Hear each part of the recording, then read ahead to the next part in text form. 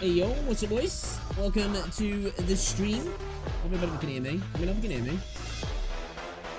Hello, hello. I think we're good, yeah? I think we're good. Alright then. The banner's out. I didn't get a chance to get live earlier. Had physio. And then I was a little bit late getting live this evening. Had to take Rosie to the gym. And I thought, you know what? We'll just get on when we get on. There's no point rushing it, right? So we're going to react to some videos. And then we're going to hop on Wuthering Waves and probably fail our 50-50, you know? Because, that's how it is, right? Give me a second here. Let me just make sure... Ooh, a transcoding option's not available. Don't give me that, dude. Ah, that'll be good. Just need to refresh. But yeah, welcome. Got 1440p on YouTube. Yes, we have. Yes, we have. Yo, guys, as well, if you're watching on YouTube, be sure to like the video. Very much appreciated. If you are watching on the Shorts stream on mobile, touch and hold the screen for 2 seconds. The like button will pop up and you can like the video there. And if you're watching on desktop on the Short stream, don't. You can come over to the full screen stream on Twitch or on YouTube. There's links in the chat pinned. Hit those links, whichever one you want to do. If you want to come over to Twitch or you want to go over to the main YouTube channel, main YouTube stream, you can watch the stream in all its HD glory.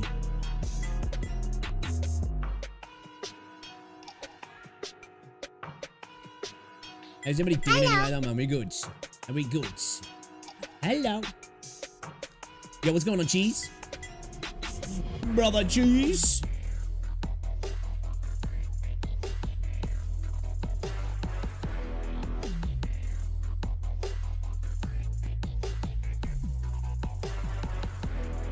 Music and games. Nice. Can't go wrong there. Can't go wrong there.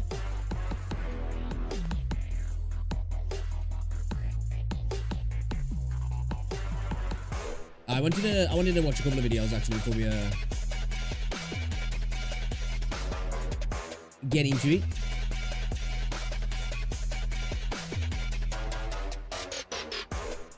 We might end up watching this other one tomorrow because it's like a 47-minute video actually, so I don't think that's going to be good for tonight. We'll watch that tomorrow, I think. We've got 2 others that we can check out. Yeah, I had to go physio today. I swear that physio is the most useless physio ever. Telling you. Who want for the money that I'm going to get at the end of it? I'll be fucking going, I'm telling you now. Absolutely useless.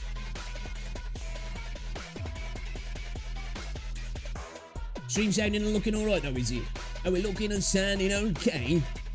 Is everything coming through alright? Let me just test if the restream chat's working a second here. Hello. Yeah, all good, sweet, nice one. Alright, it's gone through to Twitch yet. There we go, it's gone through to everything. Awesome. Lovely. Beautiful. That's what I'm talking about.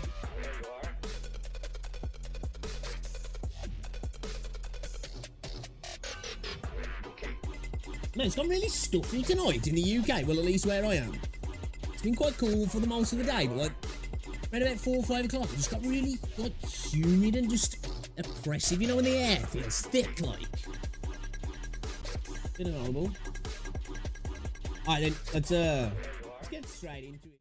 Oh, as well, new videos are up on the channel as well. If anybody wants to check them out, guys, go drop them a like. Let me know what you think. All that good stuff.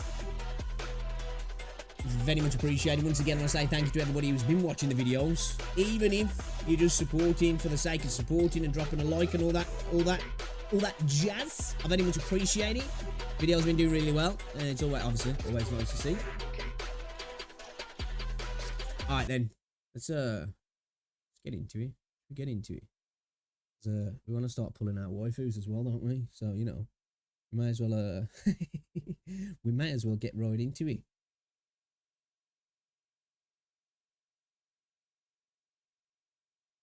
Right, let me just quickly play this. In a lot of drama. Is that coming through to Diesel level? It's not too loud, not too quiet. Check it out.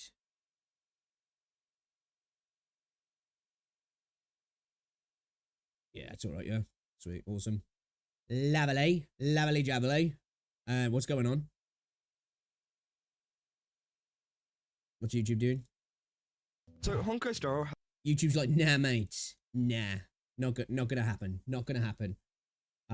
Like, dude, I'm like all like kerfuddled at the minute because I was running a YouTube test at the moment, like that.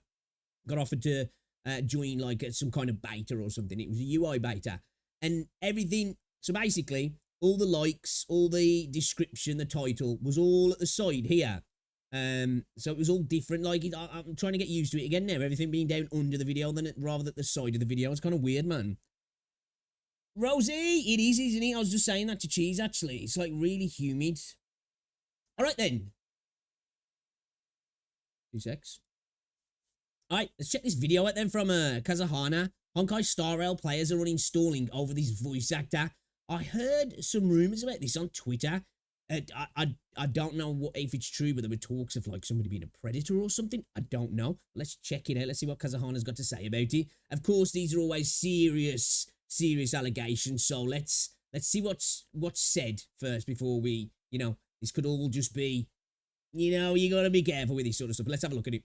So Honkai Star Rail hasn't been in a lot of drama recently. I mean, the last thing I can really remember was the whole thing with the Acheron voice actor, of them not being the right voice actor for some reason. But again, that was something to do with the community. Dude, it's so weird that he's in video games when people have got an issue with something in game and they attack the VAs. It's just like, don't do that. Like I've seen some VAs like absolutely get broken on the internet, and it's just like, just chill out a little bit. Just chill out a little bit.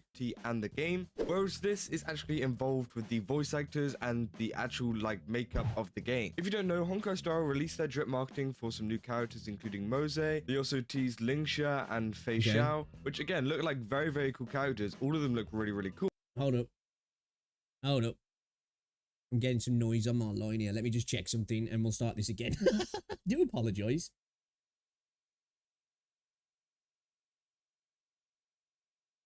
Quickly just start the video again. My bad, chat. I do apologize. I'll get the aircon on. Slap it on, babe, man. I've got it on down here. All right, cool. All right, we'll have to start again. My bad. I do apologize. Right. Let's check out this video. And what is YouTube doing, man? Stop trolling me, man. Star Rail hasn't been in what is going on, boys? Like, just stop. Okay, you're gonna be good. You're gonna relax. Settle down. Right. Okay, hopefully audio's all good, yeah? Yeah, what's going on, Jamie? Just let me know before we get into it. Is audio okay? Are we sounding all right? All right? Just let me know. I'd appreciate that. You can't hear the AC, can you? We've not got noise on the line. We've not got crackling. We've not got any weird, ghostly sounds, There's not some person on the line talking in my ear, is there? Well, there's me, but that's annoying enough to deal with, but just checking there's no ghosts in here or something. Right then, okay, let's get into it. Right then, let's check out this video from Kazahana. Honkai Star Rail players are uninstalling over this voice actor. Let's see what this is all about then. So Honkai Star Rail hasn't been in a lot of drama recently. I mean, the last thing I can really There's always time. remember was the whole thing with the Acheron voice actor, of them not being the right voice actor. Yeah, people attacking voice actors is just weird. Don't do it. For some reason. But again, that was something to do with the community and the game. Whereas this is actually involved with the voice actors and the actual like makeup of the game. If you don't know, Honkai Star Rail released their drip marketing for some new characters, including Mose. Do you know what? I haven't checked out any of the new drip marketing for Honkai. I didn't watch the stream. I've just like, I've kind of been like pulled away from Genshin and Star Rail. Well, I kind of got pulled away from Genshin a while ago, but I haven't touched Star Rail for a little bit, actually. I went back on and pulled Firefly, and then I haven't played since, because since Wuthering dropped and Zenless dropped, they've been my 2 games that I'm bouncing between now in the gacha space. They also teased Lingsha and Fei Xiao, which again look like very, very cool characters. All of them look really. It's just seeing them there scrolling up and down. They actually do look decent. I've not got a great look at them, but they look okay, actually. Really cool. But what we're going to focus on is Mose. Mose is a new 4-star character coming to the game. He's a lightning character. Kuro, can we have some 4 stars, please? Can we have more 4 stars? I suppose we're kind of getting one in the 3, 5-star, but can we have some proper 4 stars? That'd be really nice. Thank you. And a nice support. New healer. Great support.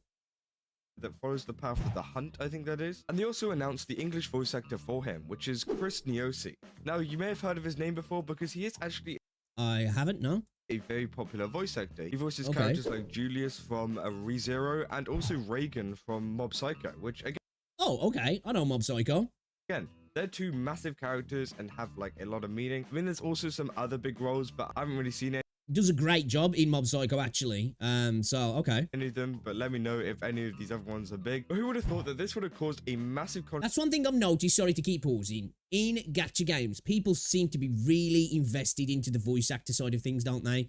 And I think some people are when it comes to anime as well. Me, not so much. It's always good to have a good, well voice acted character, but I never really like look into the actual voice actors. So many people come through my stream and mention the real names of people who are doing the voice acting. I'm like, man, it's not anything that I actually ever look into, but he did a really good job in Mob Psycho though. controversy in the Honkai Star community, and that's what we're going to get into today. I'm going to be explaining everything you need to know about it. Hit me up with the voice knowledge. actor is, what he's done, to what Hoyoverse could do in the future. What he's done. That's not a great sounding start to this. What has he done? And what other VAs and content creators have said about this. But before I get into this video, don't forget to leave a like and subscribe if you enjoy it, and also don't forget to go over to Gamersubs and use my code Kazo. Yeah, definitely check out Kazahana. Makes great content. Definitely worth a sub, worth a watch.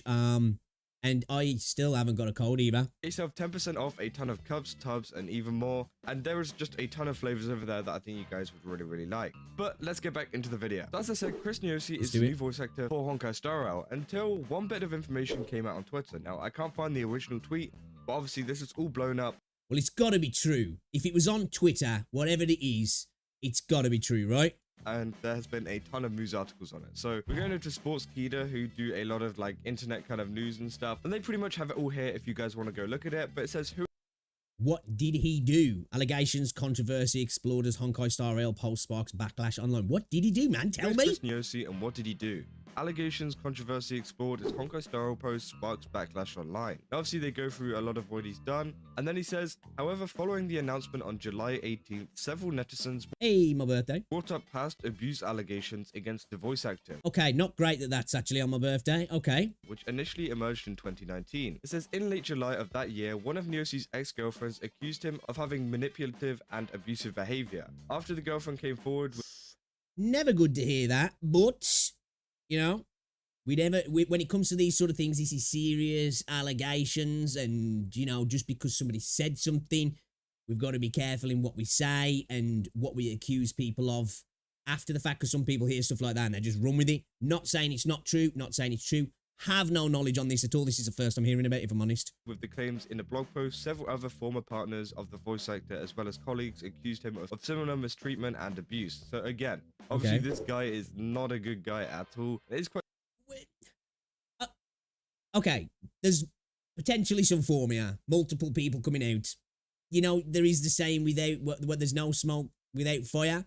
But at the same time, just because of some people online have said some things, it doesn't necessarily mean it's true. But what, other than that, man, Hoyo are just catching flack at the moment, aren't they? They seem to be in like quite a few controversies, like in the West, in China, all over the shop. It's like there's a little bit of a, you know, drama cycle going on at the moment for them. Quite terrible the things that he's done. That also is a big... Then again, though, is that really a thing that's, you know, not happening for me? From what I see, there always seems to be some drama going on, at least with Genshin anyway, or the community in some degree. Issue as well, as they said that he also mistreated a lot of his colleagues, and obviously he's going to be working on Honkai Star with a lot of people, not only other voice actors, but also people in production and stuff like that. What's to say that he wouldn't do anything to them either? Now, there was a full post on Tumblr of... Okay, we don't know that. That's, you know, that's definitely...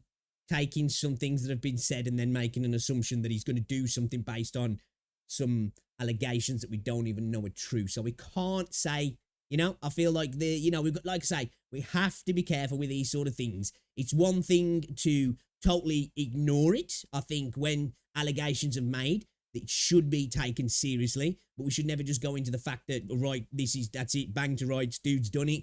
Let's now say that he's going to potentially treat other people badly. We don't know that. Of course, we might get some information here that changes my mind totally, but let's see. Of all places, which is a little bit weird. But he actually made a massive apology post like this. Now, obviously, you know, nothing's going to change what he did if he apologizes for it. But there is this whole post here if you guys want to go read it. I want some more context behind what he said, but he pretty much owned up to it. And obviously, a lot of the time in this community... Okay, all right. I guess I take back some of the stuff I just said then. Okay, so if he's owned up to it, then the guy, I don't know what he's exactly owned up to, but then I guess he's a bit of a bellend then, I guess. Okay. There's people, you know, alleging stuff that happened and saying that this happened, and sometimes it's just not true at all. But in this case, it's actually true, and the person who did it... Well, I'm glad he clarified that. It's always nice, because some people will just hear allegations and then just go on a witch hunt on people. And I'm like, again, if people do make allegations, I think people should take them seriously. It depends on the severity of the allegations. I think, you know, if we're talking high level stuff here, then the police should definitely be involved in a lot of this stuff.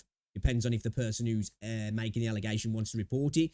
But I always think if you're going to make reports of something serious like that, it should be taken to the police rather than to the internet. Not that saying that this is what's been alleged here, but it's good to see that, you know, he understands that, which I'm sure he does. He seems like a sensible person, Kazahana does. But the fact that the dude's actually admitted to it, that's not a great look, is it? It's not a great look for Huyo either, really. I know that Huyo don't necessarily care about social issues regarding race in the West, but I'm pretty sure they probably don't want to be attached to something like that, depending on what he's done. Now, I don't know if it goes beyond manipulation and verbal abuse. Are we talking physical abuse here? Are we talking, like, you know, serious shit? It has actually confirmed that it's true, and that what he did was, you know, real, and that the, you know, and that all of the allegations that have been brought out were also real. And obviously this caused a bit of backlash online and stuff like that, especially whenever it happened in 2019. Nintendo actually removed him from the Fire Emblem game series, where he voiced the protagonist. Holy shit, dude was working in a lot of things then, wasn't he? Way to burn your career if that, well, obviously it's not burnt his career because Huyo have been like, yo, we'll take you, dude. Byleth. Now, obviously, it's super weird to see him being announced as a Honkai-style voice actor because, you know, he's been banned from a lot of different places. I mean, he's been taken off of games, he's not been worked with, but for some reason, Honkai-style felt it was a good idea to actually hire this guy, which, again, is a totally bad move for them. Huyo were thinking, it's been a few days since we've been catching some slack in the West specifically.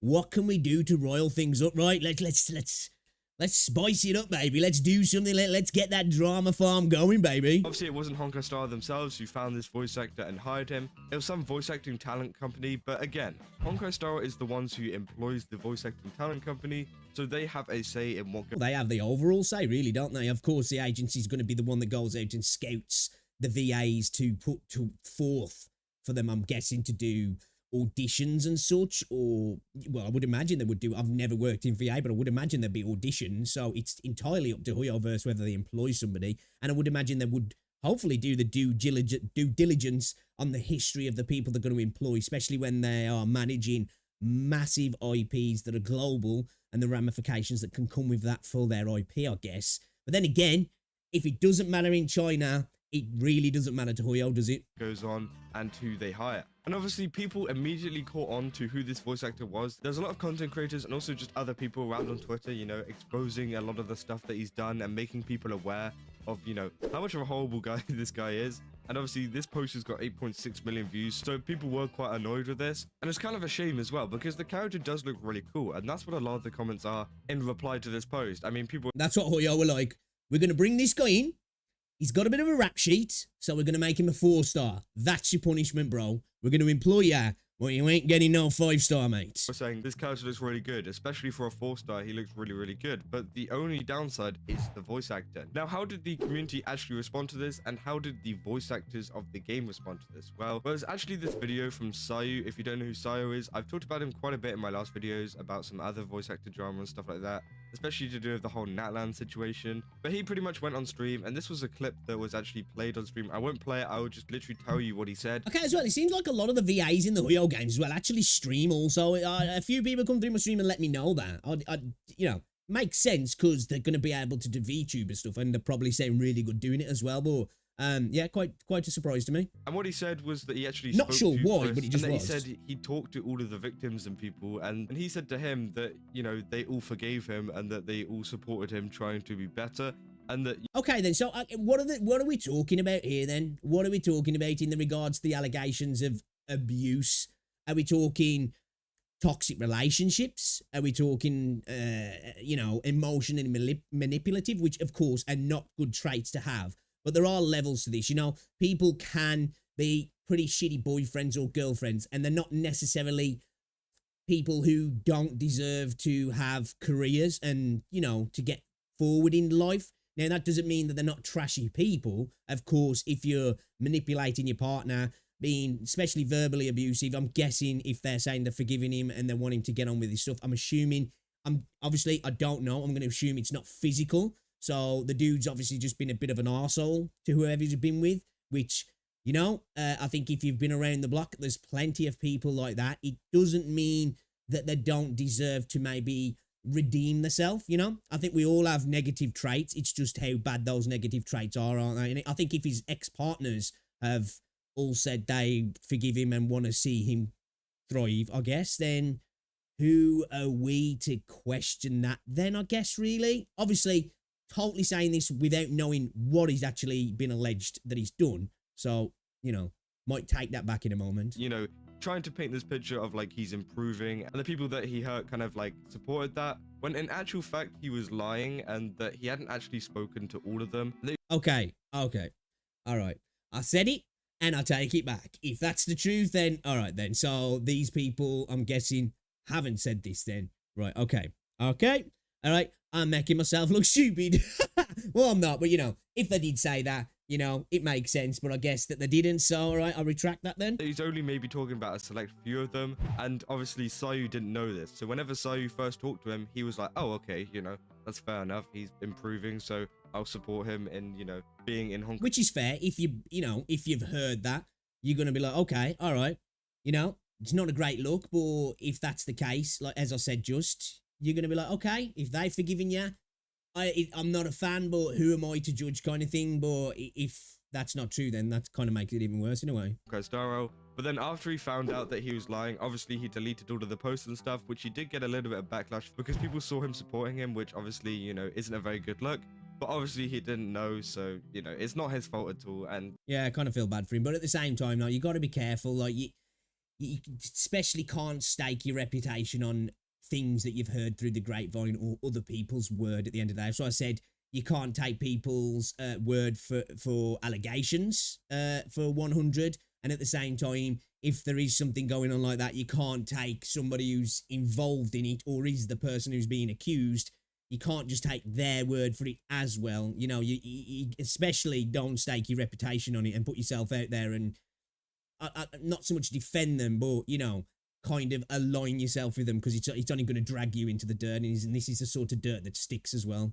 It's definitely good to see that he clarified this on stream later on, but there has been so many more voice actors who have actually gotten involved and, you know, said their piece about it. We have Alejandro Sab, who is Sayu, as I said, and it says here that he apologized on stream for not looking into the accusations and blindly supporting him. We got Damon Mills, the voice actor for Blade and Lenny. He wrote a post in support but then deleted it, and he also unfollowed him. Obviously he learned about what happened and then, you know, corrected his mistake. But Karma Kali recently defended him by downplaying the accusations as being a bad boyfriend. Which makes me feel that's kind of what I was saying there. This is what I'm saying. What are the allegations? Are we going to get some information on what the allegations actually were here? Are we actually going to go and have to find the post regarding the allegations? Because obviously that's what I was thinking. If it is just a toxic situation, he's just a dickhead. And being a dickhead doesn't necessarily mean you don't deserve to put food on the table. But, you know, if it's something more serious, then you definitely probably don't deserve to be doing this for a living anyway. Previously defended him in 2020. So again, that isn't good at all. Although I'm pretty sure he is literally just a anime voice actor. He doesn't voice in Honkai Star or anything, which is good. Then we got Katie Johnson, who wrote a statement in 2020 and did the heart eyes emoji on his Mose announcement, which again obviously proves that she has some kind of support for him or doesn't care about what he's done. But again, after looking it up, she doesn't really seem to be a very big voice actor, so again, it's not that much of an issue. Then they've also left some... Well, I don't think you really should just, you know, of course, what other people are saying on the matter necessarily doesn't really matter, does it? But I don't think you can say, well, if somebody's small, so it doesn't really matter if I'm supporting somebody who might be a bit of a terrible person. Well, this person's got a bit of a, you know, he's got more work on, so it definitely matters what he's thinking. I think it matters what everybody's thinking, but I understand what he's saying. That person might have more reach, so it might affect more people. And yeah, okay.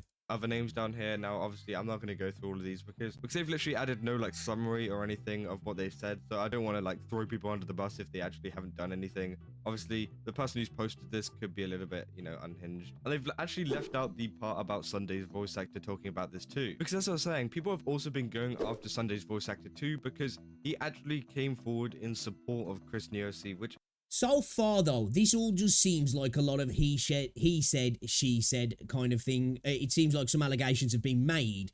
I'm just going off this video, but Kazahana's not really alluding to any like specific things that are giving proof apart from that he admitted it.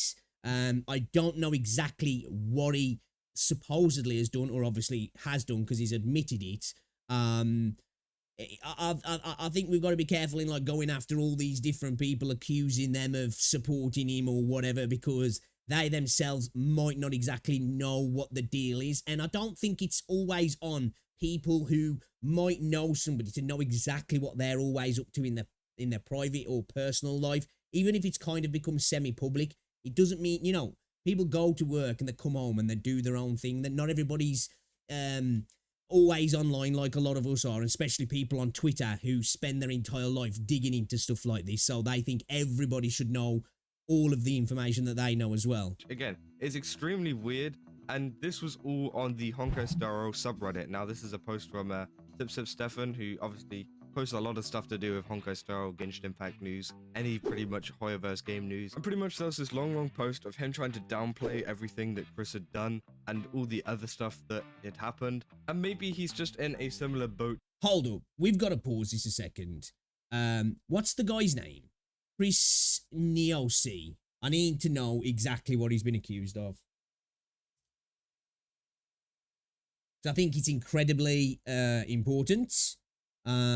What he's allegedly or has admitted to doing, rather than just you know, kind of trying to guess what Kazahana's alluding to here.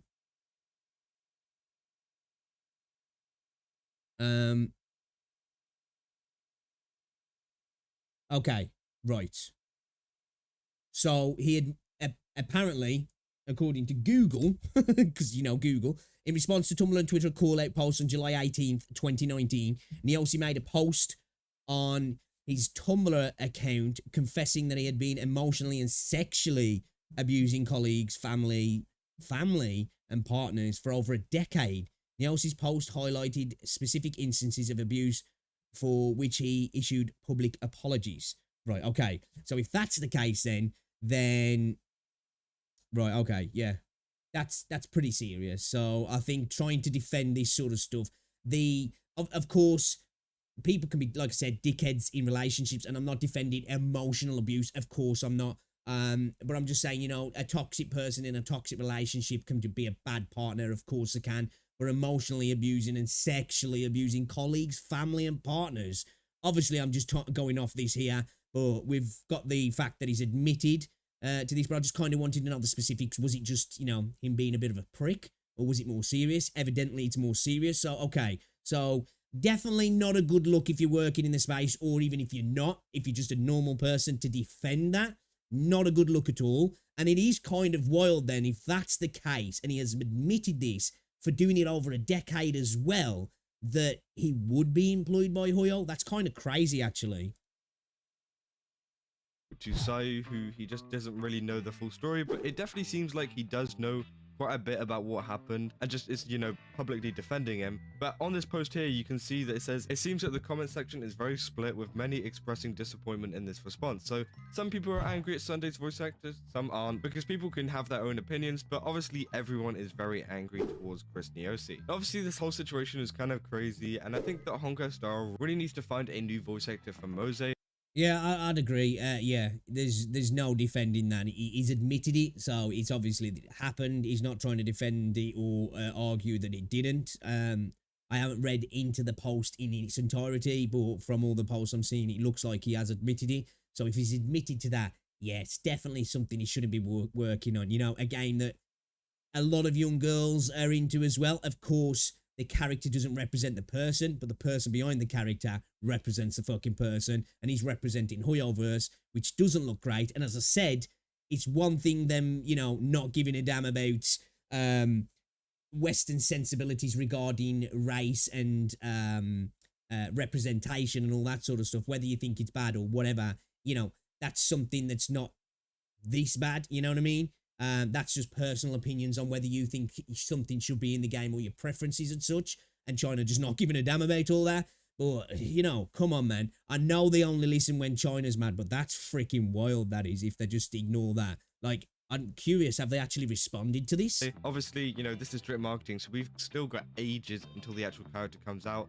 And I doubt they've even actually recorded the voice lines for him yet. Maybe they've recorded a couple of them. But it's not too late to change the voice actor, and I don't think it's too late in any situation, as we saw in the Tainari situation. And if they change the voice actor literally, you know, halfway through the game, and Tainari... I think that they're giving some few credits at the minute as well in the West, because obviously with everything that's been going on, like I said, about the previous stuff we've just talked about, they need some brownie points, and this would probably give them quite a lot and maybe cool down. I know they don't care, but, you know, hey, why not gather some brownie points while you can and get rid of an asshole as well? He had been out for a while. They changed him and actually found a voice actor who could do a very similar voice to him, just without it being that person. Which, again, I think is what they should do with Mose. They should just find someone else to do it. Yeah, that's pretty much everything you need to know about this voice actor drama thing. I just wanted to make a quick video, you know, summarizing pretty much everything going on, especially with a lot of the responses coming out. There was also recently a response from Robin's voice actor as well, who pretty much just said, you know, they were unhappy with what was going on. And I think that's the case with a lot of the other Honkai Star voice actors. Maybe we will see a change very, very soon, especially with a lot of these voice actors, you know, saying that they don't like this guy being a part of their cast. Because it's not just a problem with the which is unsurprising, come on. Players, it's a problem with the actual voice actors. Maybe Hoyoverse will make a change. Yeah, we'll just have to wait and see what they definitely should do. Happens. Yeah, let me know in the comments what you guys think about this. Do you think Chris Neosi should be allowed to voice act Mose, or do you think they should go find a different voice actor that actually hasn't done any of this terrible stuff? But for some reason, it seems pretty impossible for Hoyoverse not to do this. They just somehow hire every single scummy person on the planet. Yeah, that's about all I got for this video. If you did enjoy it, then don't forget to leave a like and subscribe. And as I said, go over to GamerSubs and use my code Kaza, where you can get yourself 10% off. They're obviously just getting attracted by the CVs of some of these VAs, aren't they? Really, you know, looking at, because dude looks like he's got a good CV again. He did a great job in Mob Psycho. But yeah, that's wild. And cups, tubs, and even more. And I will see you guys in the next video. That's all. See ya. Yeah, good video from Kazahana again. That's pretty wild actually. Like, Jesus, man, what a Hoyo doing. So yeah, I just want to have this as a little addendum to preface the video that I actually looked at the allegations that he'd admitted to, and they are pretty freaking wild. And some of the stuff that I'm saying at the start of the video, obviously, didn't know what the allegations were. So, of course, I find that out later in the video. And they're pretty freaking bad. That's not a great look at all. Not a great look at all.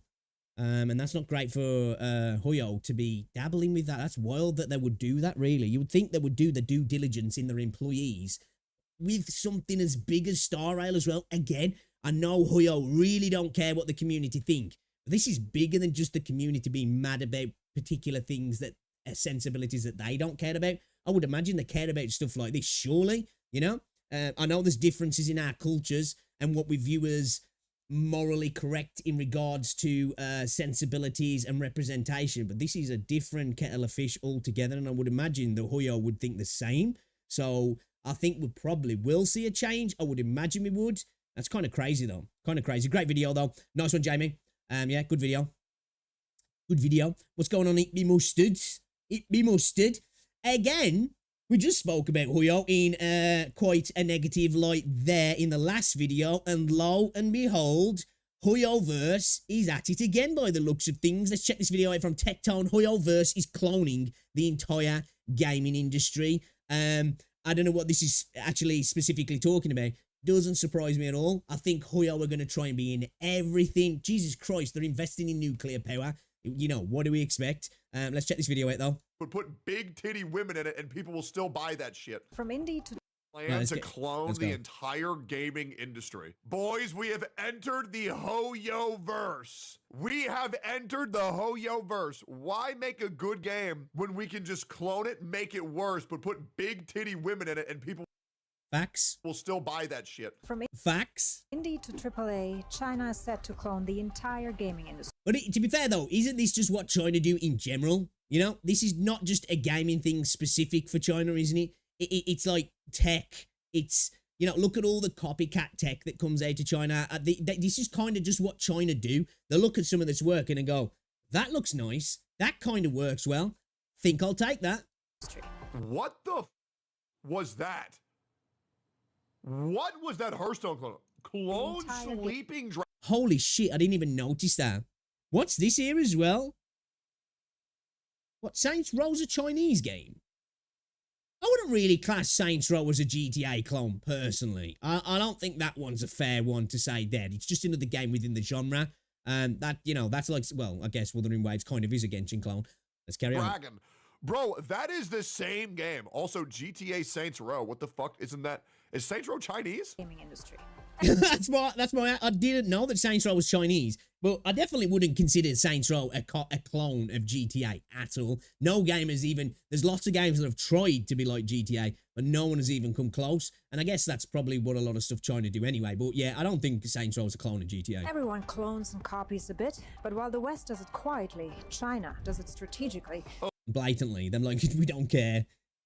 We're doing it, all right? And you're going to get to like it. And do you know what? We've started to, actually. Oh, absolutely, bro. You know what's crazy? There's more American flags made in China than there is in the USA. That's fucking wild, isn't it? Dude, everything's made in China. To dominate the global gaming world, but cloning your way to power comes at a cost.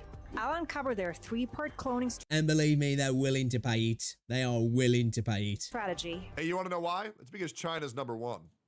Why they clone instead of create, and their unspoken... One, it's easier. It takes less creativity. Let somebody do all the R&D for you. You can test bed whether people like it. Oh, this works. They've designed it for us. All we've got to do is reverse engineer it. And guess what? People seem to like it. Let's do it ourselves. Tactic that might be their real key to global dominance. What the... Remember the buzz around Palworld for ripping off Pokemon? Yeah. Well, now Tencent, China's gaming giant, is openly cloning it to incubate their next big hit. And Palworld's maker calls this amazing times. So while the West cries rip-off, in China, just another day at the office. And I'll show you how they... Good. Fuck it. Hey, I'll be real. I got no issues.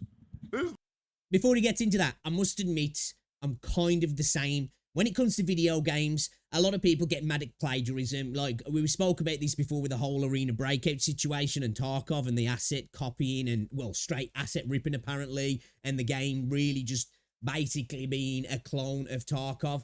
I really don't care. Obviously, I understand it where people are like, well, it means we'll lose companies and people might lose jobs and this thing you might love might go away. At the end of the day, as a consumer, as long as I get good games, and this is an incredibly selfish viewpoint, but I'm going to say it's hot take. I don't mind if a company takes ideas from another company, if I get a good product at the end of it. And if it's cheaper and if it's better, then I'm happy and I get to enjoy the thing that I enjoy. I don't really care who's making the money at the end of it, if I'm honest. I don't care if it's an American corporation, a European corporation, a Chinese corporation. I understand the moral argument. I get it. But from a selfish consumer standpoint, as long as I'm getting some fun out of it at the end, I guess I don't really care. The Ludwig method, the yoink and twist. Take what somebody else does, do it easier, and improve upon it. Who cares? Do it. Yep. But first... By giving every game big old titties. When I think of China, I think of... the best country in the world.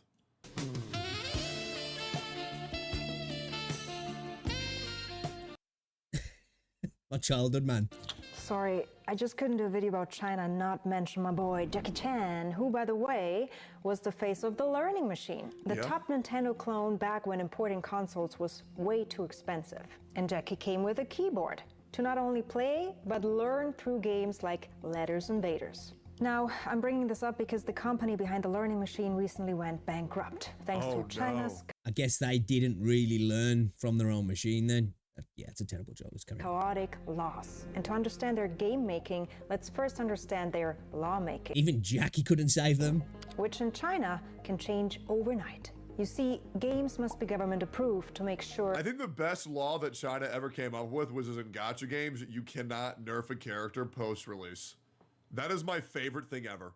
Because the fact that these fucking dumbass devs try to do that shit is ridiculous. Like that is legit like selling someone a burger And then it's a rug pull. It's a massive rug pull. We spoke about this yesterday. Like, you know, when the banner comes out, the character might have something broken. They're like, well, let's wait till after the banner and then we'll nerf the shit out of it. missing the patty and say, oh yeah, well, Straight we up rug swapped. pulled. We don't sell meat anymore. It's like, okay, it's a great law. As well, I think to get you have to get approved, and I think because we were watching this in the video talking about Azure Premilia, I think you've got 12 months from approval to domestically launch it within China. It doesn't matter about launching it in the rest of the world. You can launch it 3 years later, but you get 12 months to then launch it domestically. Otherwise, you have to go back to the Chinese government and get approval for an extension, I think. Cultural fit. From detailed game descriptions Blizzard, to source exactly. codes, the government checked everything. I remember that Blizzard would play Hearthstone and they would release cards like Dr. Boom, and then they would nerf Dr. Boom and then refund you for Dr. Boom. And they say, oh yeah, it's fine. But what they're not doing is refunding all of the cards that you pulled and built in order to make your Dr. Boom deck. So it's like, do you not understand how that is so fraudulent? It is so bad. It is so fucking bad. Games are dubbed opium of the mind. But when a regulatory shift kicked in, the government froze all game approvals for an entire year. Big games were blocked from making sales, causing huge financial losses and many new rules. Real ID registration. I'll say this is one of the big dangers of trying to build a business in China. Well, if you're Chinese, or even if you're a foreign business. Well, if you're a foreign business, even more dangerous. But if you're Chinese, you're starting a Chinese company, you've got the potential to have massive investment and support from the government, but they can just change things on the drop. And I know that can happen in the West, but it tends to be the government churns a little bit slower, doesn't it? And typically corporations can usually fight back with lobbying or using the law to stop it happening. But in China, they can just change things at the drop of a hat and it can wipe a company out overnight. Registration, facial scans, and limited gaming hours for kids. Which, when you think about it, obviously I'm all for the freedom aspect and I don't want the government to be doing that. But I can understand the attempt at the government to try and limit kids' exposure to video games and to all of the other stuff as well, you know, because I think there's one thing we could do within the West is kids getting exposed less to fucking social media. That's for sure. I don't want to see the government like really moving in on people's lives in that sense, because at the end of the day, I am like a small government person. I don't really want the government to be involved in that. But, you know, it seems like at least in that way, they are trying to do it, I guess, for the greater good of society in a sense.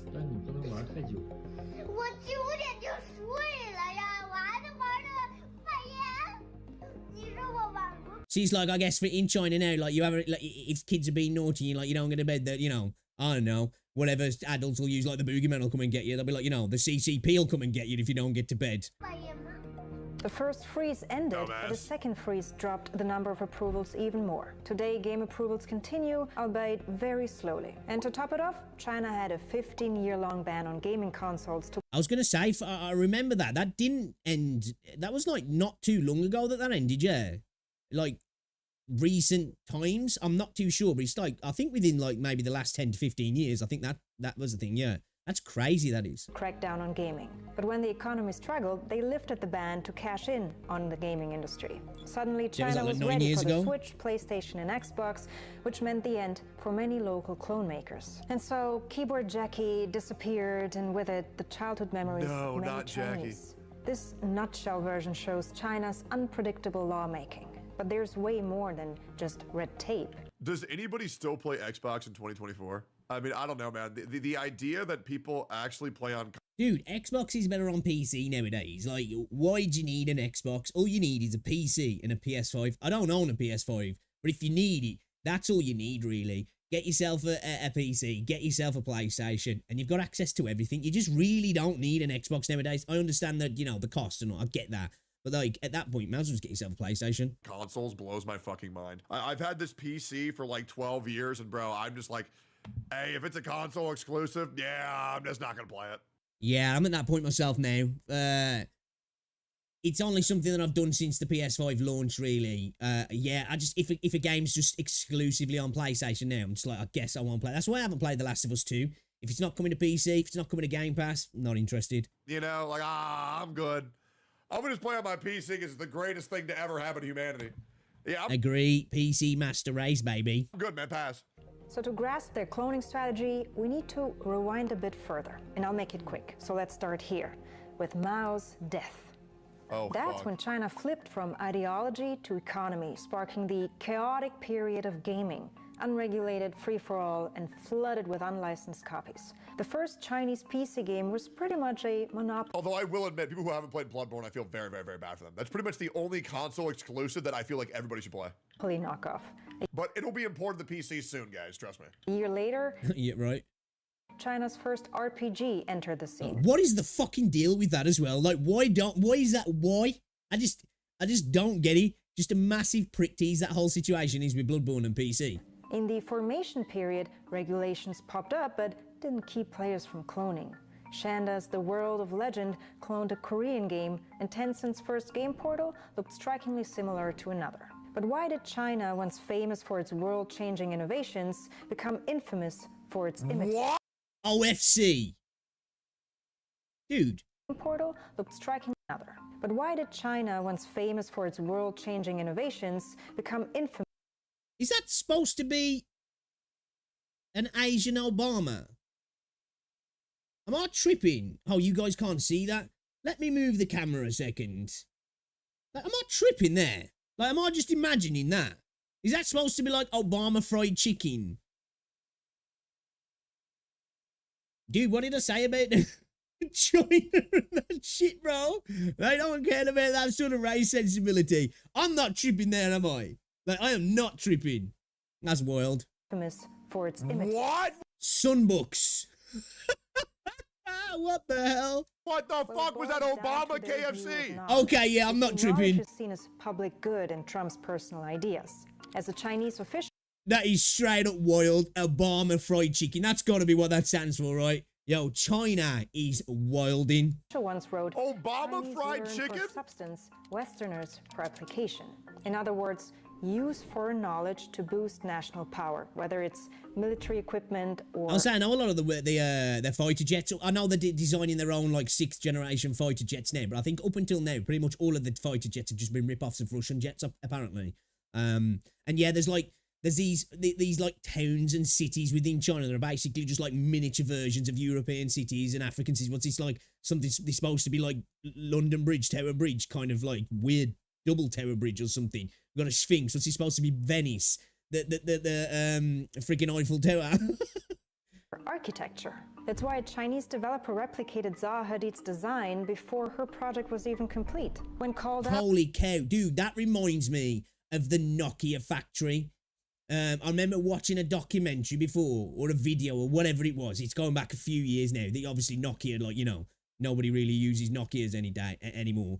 But there was, in India, like, I think it was when Nokia had the largest mobile phone factory in the world, and I think it was based in India. And then down the road, there was a knockoff copy factory, basically. And it got to the point where the knockoffs were getting that good. There was obviously leaks getting out of upcoming designs and stuff. And before that Nokia were even getting out phones, they were out on the street. The knockoff versions were out first. It's fucking wild. That's insane. That's like professional level copycat. You know what I mean? That's unbelievable. Like, efficient as hell. It's like, dude, you need to employ those people. Copy just to surpass. And here, dear viewers, lies the stark contrast. As a Chinese journalist notes, Americans have hope while we have targets. But it's not just about... That's one thing. I was speaking about this the other day, actually, with one thing in the West now. We have become very much emotional dreamer type people, where places like China are doers. You know, we have, like, ceased to become serious adult humans, haven't we, nowadays? And, you know, places like China are just, like, probably looking at us going, what the fuck are these people doing? Targets. In China, it's about about Walmart. reaching them fast.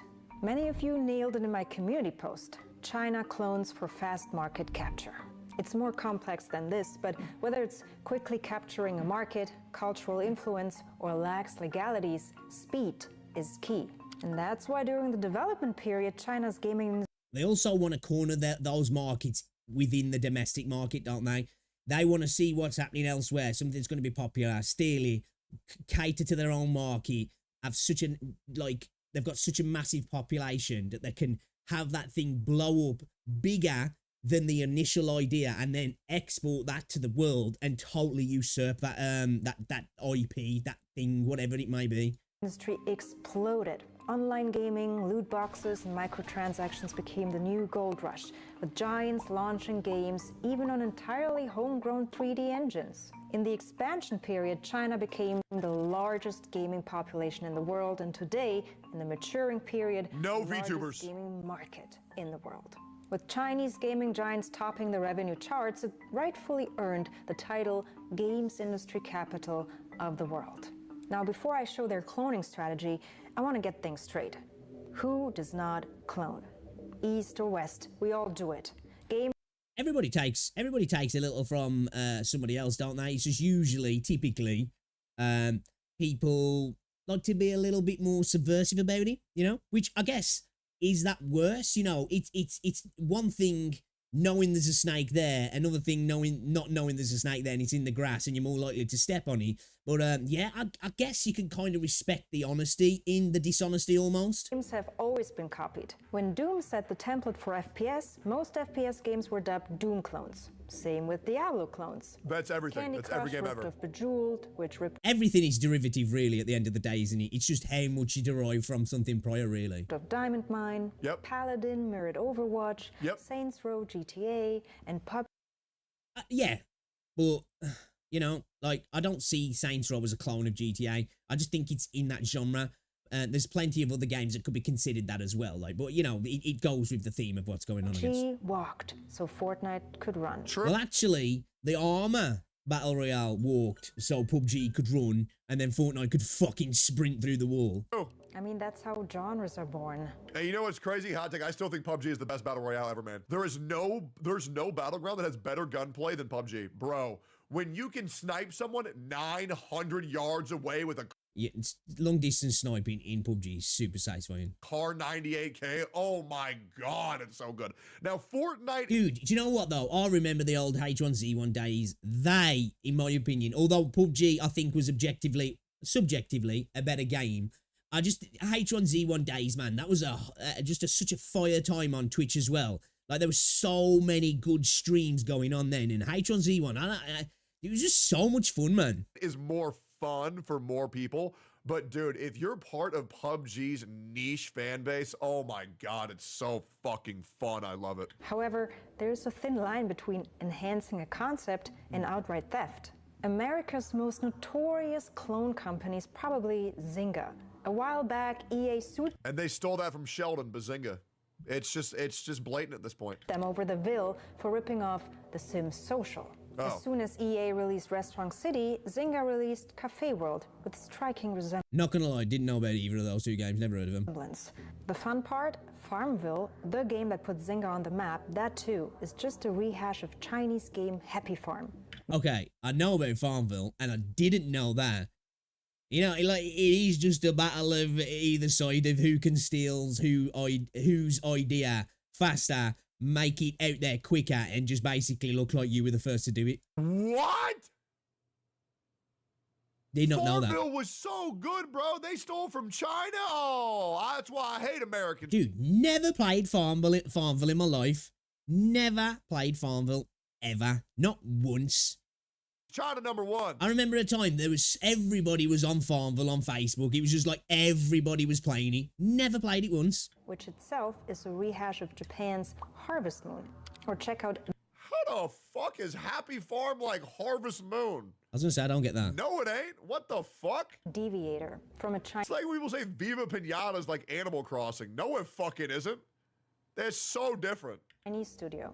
From UI to mechanics, Deviator doesn't seem to deviate too far from its inspiration. Fair? And then there's Piano Time. To be fair though, I think with a lot of those sort of, especially the new wave of indie platformers, I think a lot of them don't necessarily deviate too far from each other. They are very similar, really, especially the new wave of like hardcore platformers. They all kind of it's the same game in a way, in my opinion. Tiles. What the fuck? What? Bro, is that a fucking crab demon playing that shit? What is wrong with their hand? No, I have not sped up the video, but this Chinese hit game spawned so many knockoffs, this lady didn't need long to prove her point. Hello everybody, in today's video we're going to be tier listing a bunch of piano tiles ripoffs. Dude, why the fuck would you be that into piano tile game? That looked like trash to me. Why the fuck would you even care about this? Alright, so I went to the App Store and searched up piano tiles and downloaded as many as I could find. And then I realized that the list would pretty much never end. There's way too many, and I think this one... Dude, all the black tiles, piano tile, piano tap, magic piano, pink piano tiles, white tiles too, piano tiles, K-pop tiles, magic piano tiles, magic piano. one page, 30 of them is enough. You see, we all do it to some extent. But while the West does it subtly, China does it aggressively for 3 reasons. Number 1, pressure. In a blog titled, How I Put Together a Game Map That You'll Despise, a Chinese designer shows how to clone a game map quickly, saying, plagiarizing is an art in itself. If you think I shouldn't be a designer, then sorry, but I'll True. I agree with that. No cap. Not even saying that as a hot take. That is true. You know, anybody who's ever tried to plagiarize work at school, you know, so the teacher doesn't notice, it's a fucking art in itself. Continue to be one to make a living. Dude, I'm telling you, man, once China starts utilizing more AI, we're going to be getting infinite games. We're going to have a new battle royale every week. Infinite games, boys. They're coming. Yes, in China, studios push for super fast turnarounds, no time for innovating. And meanwhile, Western studios, they take their sweet, sweet time. Hey, hold up a second though. I'm going to call out some cap on that there. They take the sweet, sweet time. But fuck if they innovate. Let's not pretend that we haven't had an absolute quagmire of games that have made no innovation for quite some time now. And I'm not saying there isn't innovation with some games, and maybe potentially if you compared all the different games, there's probably more innovation in the West. But holy shit, have we had so many games that show zero innovation for quite a while. That's some of the biggest problems in gaming at the moment. That's why the indie scene has exploded in video games, because there has been pretty much zero innovation, especially in the AAA space in Western gaming. But doesn't China have copyright laws? Well, which brings us to the second reason, lacks copyright laws. Many think China lacks them, but they have them, very similar to the US. They'll probably start to enforce them over time once China maybe becomes number one, or, you know, they've got so many corporations in China that just become so important to the economy, which obviously they're already getting there, that they want to stop. They want to stop them being usurped, I guess. Then that probably will start to be enacted and they'll probably act upon those laws more. Just aren't enforced as strictly. Look at this. Game mechanics and ideas, not protected in either country. Art and graphics, protected in both. Well, that's fair though. You know, mechanics and ideas shouldn't be protected because obviously you wouldn't be able to have genres. Genres wouldn't exist if mechanics and ideas were protected, because, like, you know, then we'd have, you know, the industry be stifled altogether, wouldn't it? Both barely enforced in China. Story and text enforced in the US, lose in China. Same with sound. Loosey goosey. Why work on new ideas if anyone can just copy them faster than you can? Dude, holy cow. Are these straight up these are literally just, dude, this is stealing your homework. This is stealing your homework and just, like, not even trying to change any sentences, like word for word, man. Say copyright infringement. Blizzard's Hearthstone, for example, was cloned within a few months of its release. Oh my God. It doesn't just look similar, it looks and sounds. This is the same game, man. This is the same game. It's like you've just downloaded a mod for a skin pack. Identical. It's the same Blizzard game. Sued them and walked away with $2 million. Or take Honor of Daddy? Kings, China's top mobile game. Breath of the Wild its and Genshin. maker Tencent Isn't that faces just League? numerous I was gonna say, it lawsuits, does. especially with this one, which cloned almost everything from game design to characters. Mobile Legends and even Bang marketing Bang. Tactics. What the fuck? Marketing tactics? It's better? May even be, Really? protected? I never heard of Honor Kings. I don't know. There we go. That's, obviously, I don't know. Never played that, but chat, I'm guessing his chat's saying that. But this is where, for me, as a consumer, obviously it's different if you are the IP holder and you're creating something. I do get it. I'm not blind to that. But as a consumer, that's where, for me, I'm like, you know what? Hot take doesn't fuss me, because if that plagiarized version's better, then I've just got a better game to play. Oh, But check this out. NetEase, Blizzard's Chinese partner, sued for an Overwatch clone and walked away with $500,000, but only to be sued by PUBG Corp, as NetEase created 2 mobile games very similar to PUBG on PC. PUBG, Knives Out. PUBG, Rules of Survival. PUBG, Cyber Hunter. So if everyone clones and sues everyone, why can't Western studios do the same? Yeah. Forget about it. Just forget about it. Which leads to the third reason, legal inaction. It's nearly impossible for foreign studios to enforce their rights in China. Yeah, because this is going back to the point what I said of when they'll start to enforce the copyright laws more is to protect Chinese companies, because at the end of the day, China is a very protective market in the sense that they will protect their assets and actively force assets that want to be involved in the Chinese market to basically partner up with Chinese corporations. So if they want to do business, you've got to make it so our companies profit as well, which is one thing we don't do in the West. Or I think sometimes, is it something that we should start to do, you know? I don't think it'll necessarily be great for the consumer at the end of the day, but that's why China, you know, are getting to where they're getting to, because they've got such a massive domestic market and they understand that. And it's like, if you want to do business here, this is the price of doing business. The legal system often favors local firms anyways, and even if you win, it might not even be worth the cost. When Tekken's 3 training mode was patented worldwide, including China, it didn't take long for a Chinese fighting game. China would probably like, don't worry about that, lads. Don't worry, it's there. Don't worry though, we got your back. To ignore the patent and feature a strikingly similar mode. Enforcements in China are hit. Am I the only person here who thinking this is kind of based of China? You know, it's probably bad for the corporations, but I'll be real, man. The more games I get, the better. I kind of don't care, you know? Dude, this is one thing I think I actually do agree with Tectone on. You know, I'm that selfish consumer in that sense. And hey, you know, my short-sightedness might lead to a worse outcome for us all. But I do, man. As long as I'm getting a better product at the end of the day, I really don't care. You know, whose shareholders win doesn't fuss me. Which game's better? Send me straight to that one. I kind of don't fucking care, like, to be honest. Or miss. But their 3-part cloning strategy isn't. Because if they're good at something, it's at monitoring.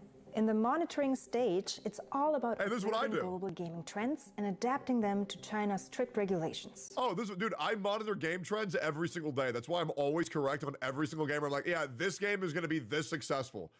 What's going on, Sloan? This game will be this successful. This will be the next game. Skip that game, doesn't matter. I'm really good at this shit. You see, many foreign games in China are banned because they don't pass the cultural Sleeping test. Dogs? Blood, nudity, extreme violence, all a no-go.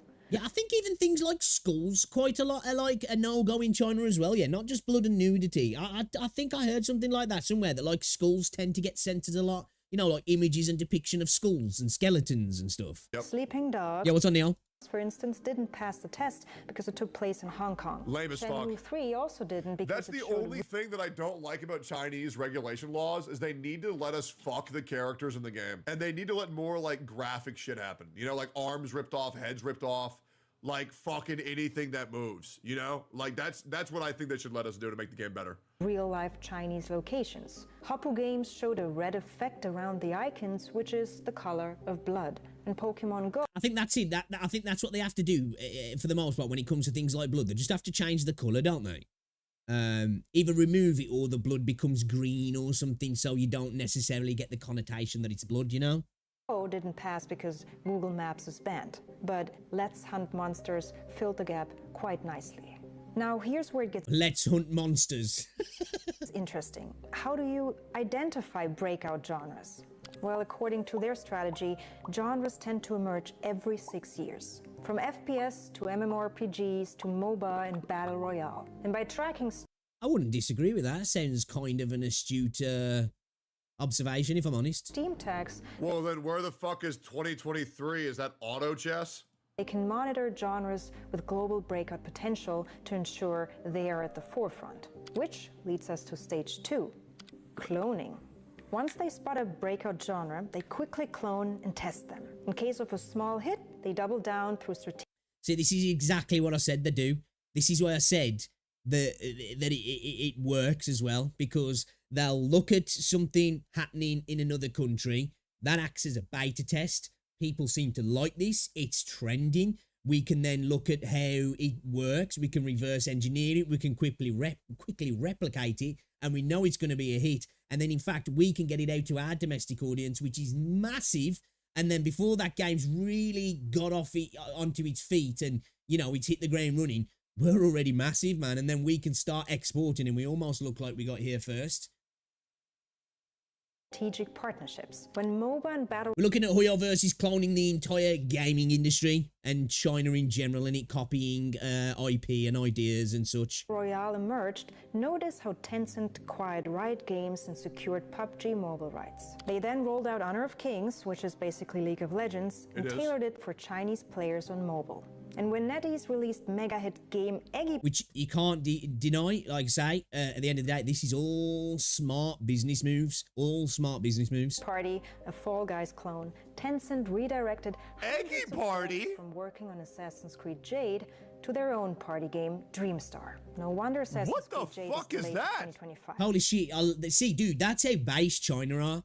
They're working on an Assassin's Creed game, obviously for Ubisoft, and then they see a trend happening of another game that they need to clone, and they're like, yo, fuck off a second, Ubisoft. We've got some money to make. We'll be back with you in a while. And Ubisoft have to just go, okay. Because the party How have I not played that? Has priority. But cloning isn't just about mimicking game mechanics. You gotta clone the smart way to gel with the Chinese culture. And that's why a direct clone of PUBG was not successful. Tencent had to rebrand it as Game for Peace, a patriotic, non-violent version to comply with Chinese regulations. Players wave goodbye instead of dying, and they emit light instead of blood. That's insane.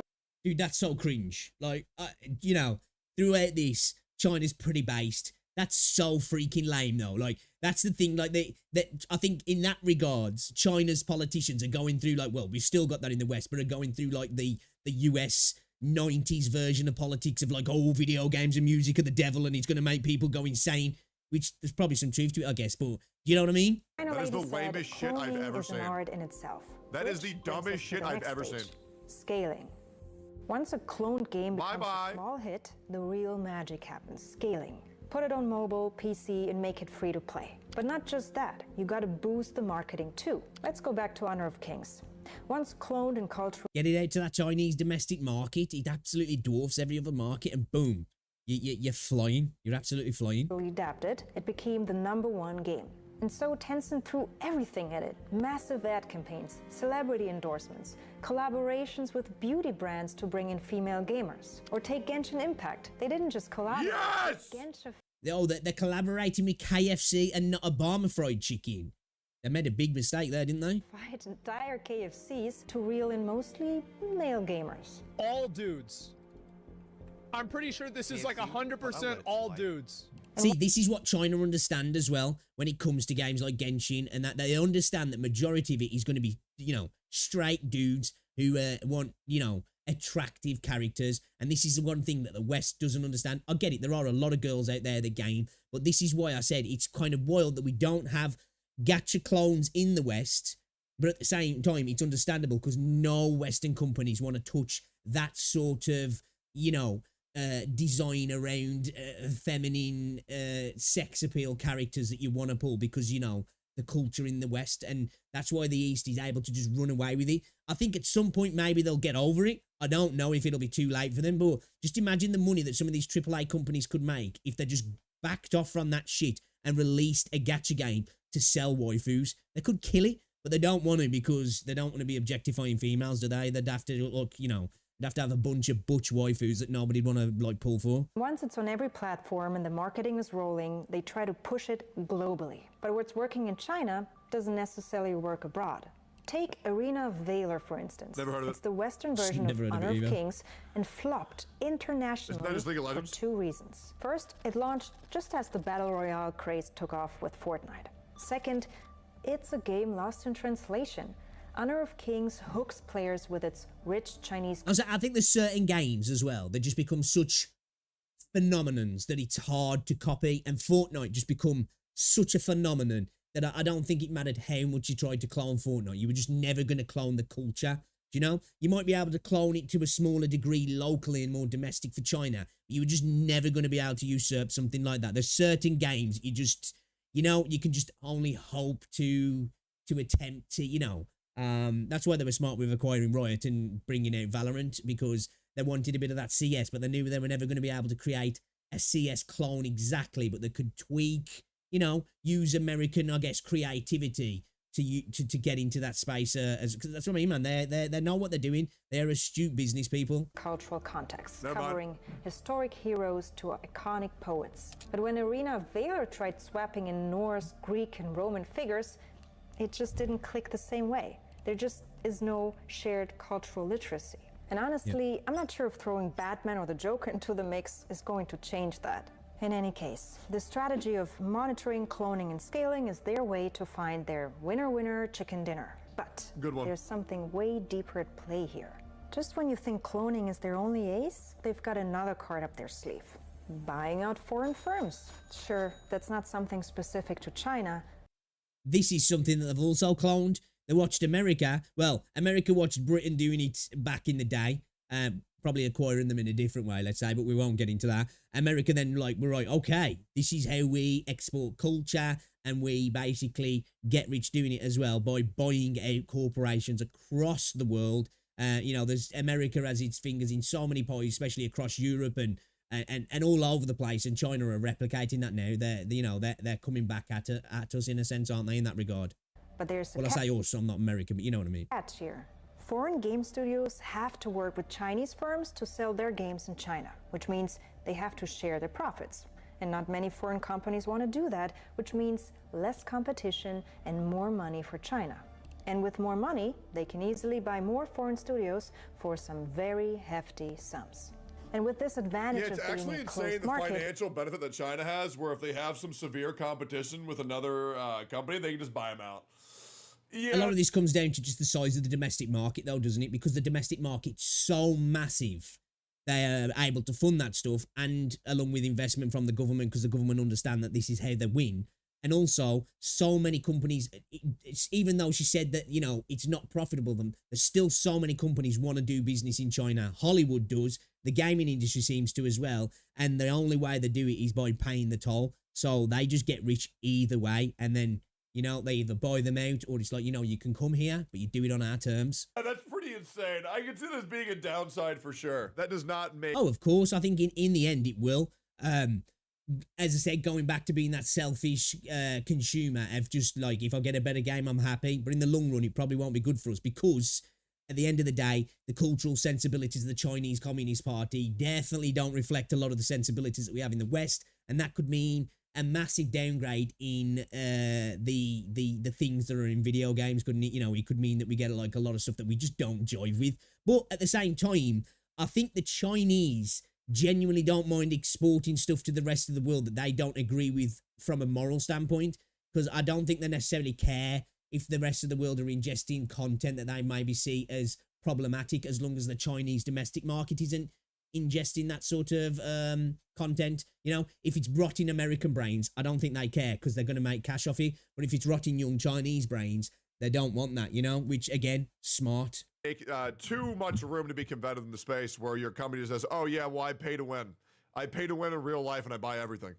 the Communist Party is aggressively buying out Western Tencent owns industries. everything. I must admit though, man, the CCP is kind of scary, isn't it? It is, like, you know, and I'm not even just talking about like from the scary invasion type stuff. Like, you know, I'm not one of those like alarmists, but it's just a scary entity, man. It's like, it really is like stuff from films, you know. It's kind of creepy, man. Maybe while Hollywood spread its American values through movies, perhaps it's now China's turn to do the very same, but through games.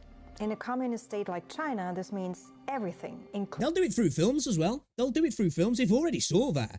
Hollywood is terrified of making China the boogeyman in anything now. You know, it's like, I was even surprised that we got Fallout 76.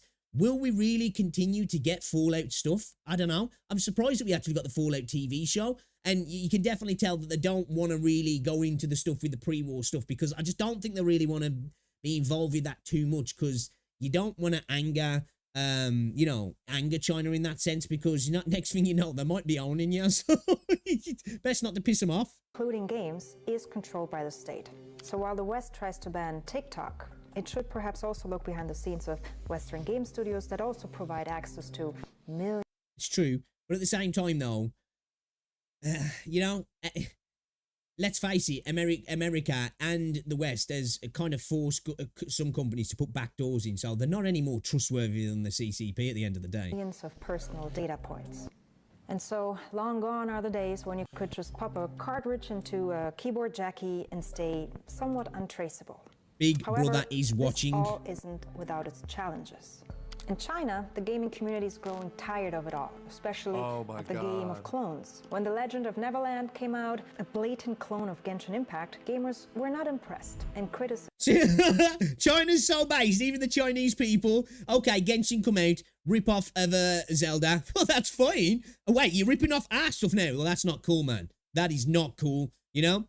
Oh, there's a race issue going on in the games that some people across the world are kind of mad about. We don't give a fuck about that. They've nerfed my spinny boy. I can't spin water everywhere now. I'm pissed. They're so based. Criticism was fierce. And when Plague Inc. was taking down the App Store, because you know why, a Russian clone appeared, which holy shit, also faced huge backlash from Chinese gamers who Dude, Plague Inc. was so good. Dude, see, like, even the they're getting mad about a Plague Inc. and a Russian copy of Plague Inc. That's wild. We know why. That's wild. Yet another copycat move.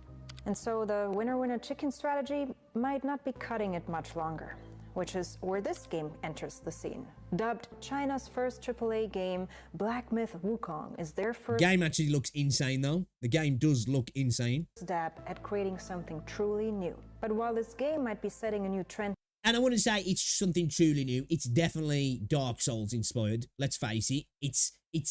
It's new in the sense that it looks like a full-on proper, almost Western style video game, but let's not pretend that it's not a Dark Souls don't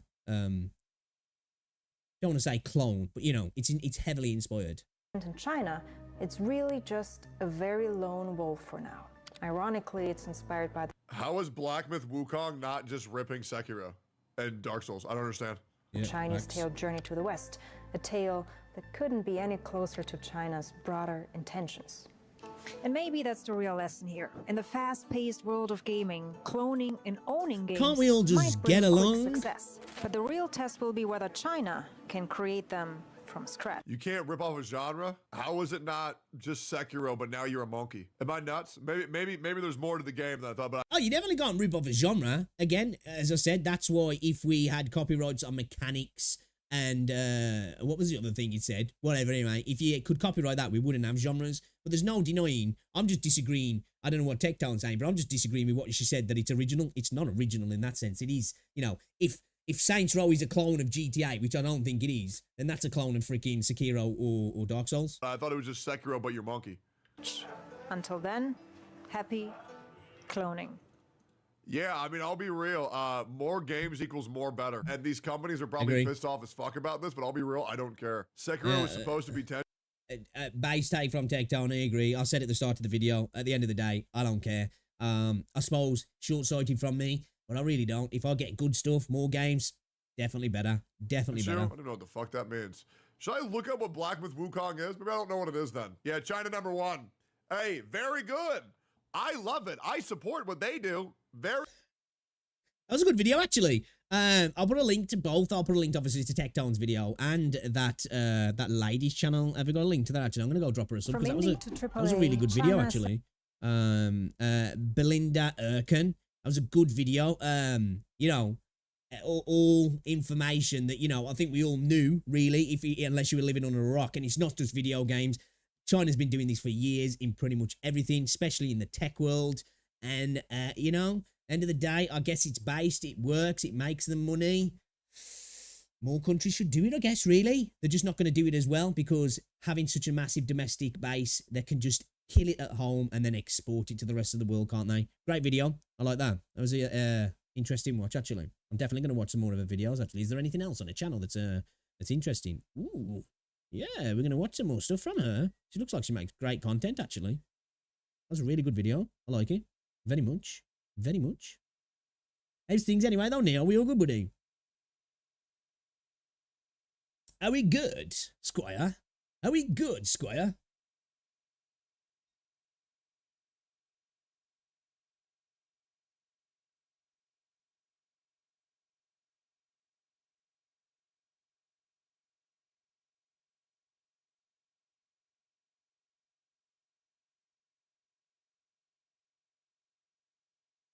Hold on a sec.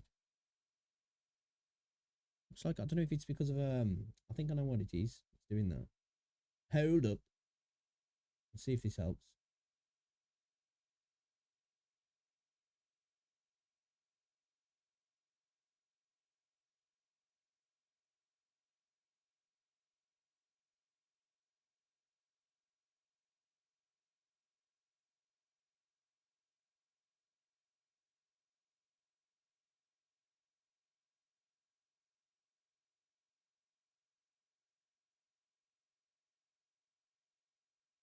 Why does that look so noisy? So noisy. That's actually better now, though. The video's noisy, but that's actually better now. It's because full of Rangers on full instead of default. Doing good, however, you won't be happy with me. Why? What you done? What you done? What you done did it?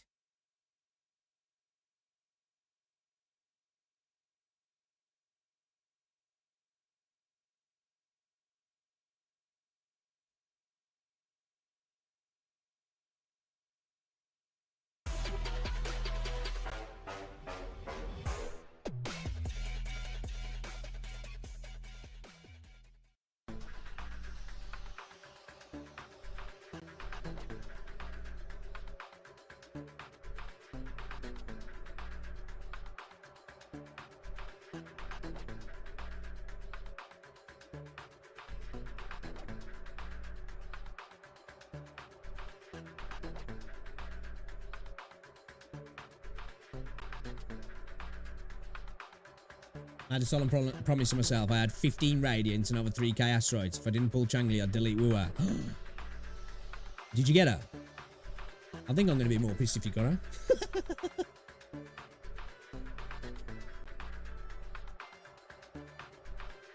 You got more to feed. Oh. Rip. You didn't delete the game though, did you?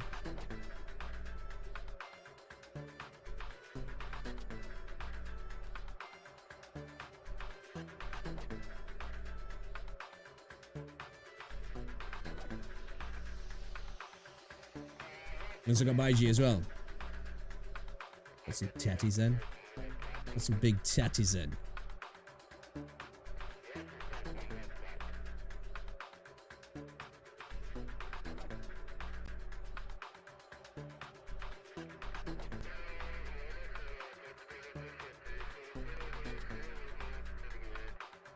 Oh, you did? Okay, fair play. I thought you were going to say no. I was going to say spineless. Spineless.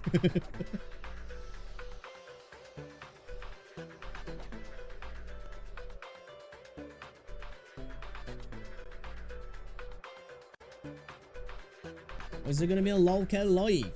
Something about Boogie, something about calling the police on Boogie. What's he been up to, man? Just seems to be going deeper and deeper, doesn't it? You know?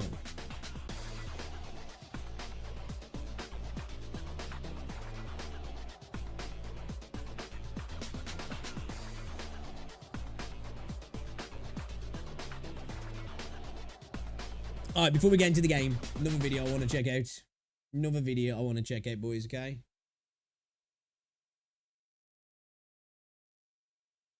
Interesting. Don't know what this is, the info that's given here, but interesting. A chat up. For people who are interested, the console brethren, PS5 release date confirmed. Wuthering Waves, let's see what this is about then. Hey guys, I've heard nothing about an actual release date. I did see that people had been data mining the game and found PS5 files, which would allude that it's kind of coming soon, you know, that stuff's been added. Things are being worked on. Let's have a look. Welcome back to another video. My name is Amethyst, and today we're going to be continuing to talk about the PlayStation 5 release and when I think we're going to get the release for the Okay, so it's just what he thinks. Let's see if there's any reasoning behind it though. But this shit needs to happen fast. Of course, it needs to be a good launch. I understand that, you know, they've got to get through all the certification with PlayStation because that can be a bit of a pain in the ass. But this needs to happen fast because I think they are going to do really well on console. I think a lot of PlayStation players are really going to actually enjoy Wuthering Waves because, in my opinion, it's a better Genshin. And I think console players are going to get a little bit more out of Wuthering Waves because the combat being so good and you just can't really experience it properly on mobile, in my opinion. You just can't.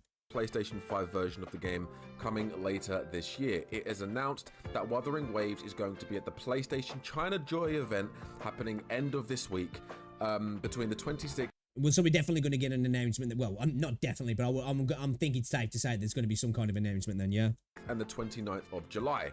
Now, loads of games are getting updates and loads of games are getting announced, and lots of different news regarding gaming is going to be revealed at that event, including Wuthering Waves. Wuthering Waves is going to be one of the lineup games for the China Joy event based on the evidence that we've seen promoting the event.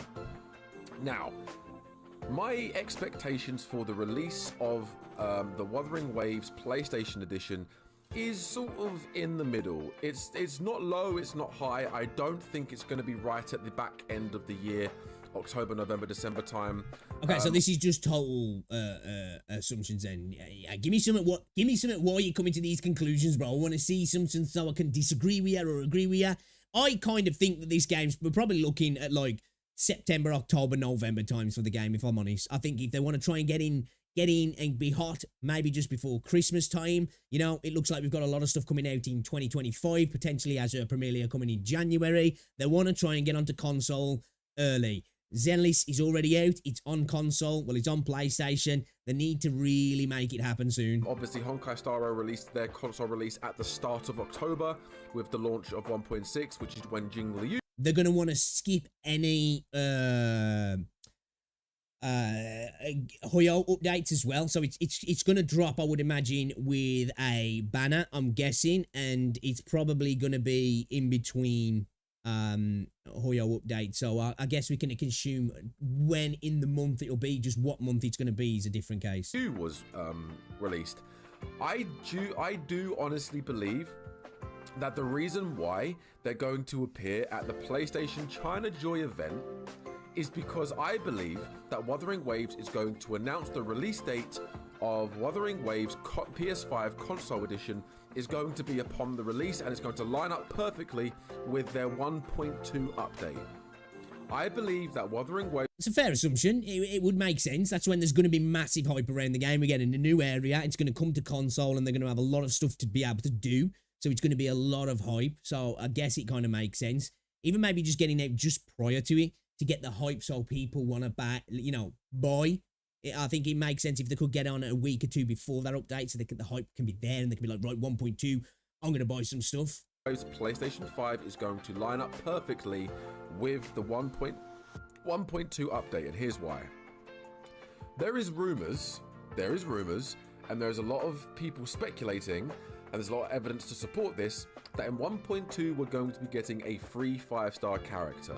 A brand new free 5-star character. Now, if this evidence is the case, and this is true, that would line up. The thing is, though, there's been talk of these 100 pulls as well, hasn't there? Whether that means that that's getting conflated with an actual free 5-star, or it just means that you're going to guarantee yourself a 5-star. The fact that people are using the terminology anew, unless it's, there's what's the dude's character name now, the one that's already been shown off. People are saying it's him, and he's basically a 4-star wrapped in 5-star clothing. It could be that. But it could also be that people are conflating this free 100 pulls thing to actually mean, a free resonator. Could be something lost in translation. I don't know. Some of the people have kind of come back at me about that when I've mentioned that in stream before, and they're like, no, dude, it's that guy. I forgot his name now. The dude with the robot arm is all I'm going to call him. I forgot his name. Why the PlayStation 5 release will be announced at China Joy. because upon the end of that event, of Changli event, we are directly halfway to... This is why Wuthering Waves need some characters that are actually, like, you know, a little bit more easier to remember for us Westerners. So many of the characters, like, well, not the ones that are already in the game, because, like, I know them, but, like, I've forgot both of the characters' names that have been leaked. You know, the girl who paints with the brush and the robot arm dude. I just forgot the names. Towards 1.2. We're halfway through 1.1 currently. As Changli's just released, another 2 to 3 weeks, we're going to be getting either the update or the announcement or trailers or just anything to do with 1.2. That's when we're going to start to get Drip feeding is going to start soon. it.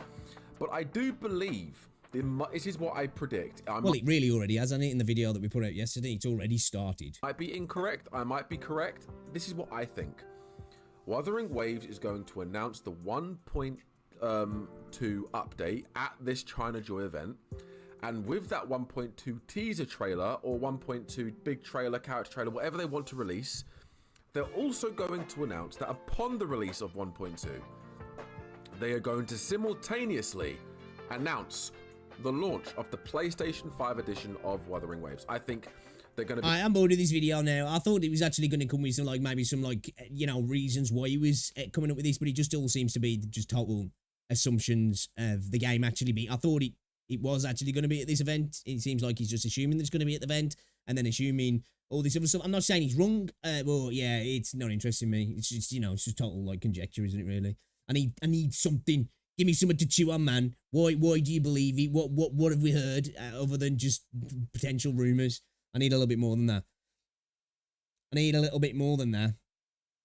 You might try ZZZ to see if it's any better, but I feel like the Gacha shine has been tarnished for you. It can be a bitch. Dude, fucking wait till you lose 50-50s and you're like, you know what? Fuck this game.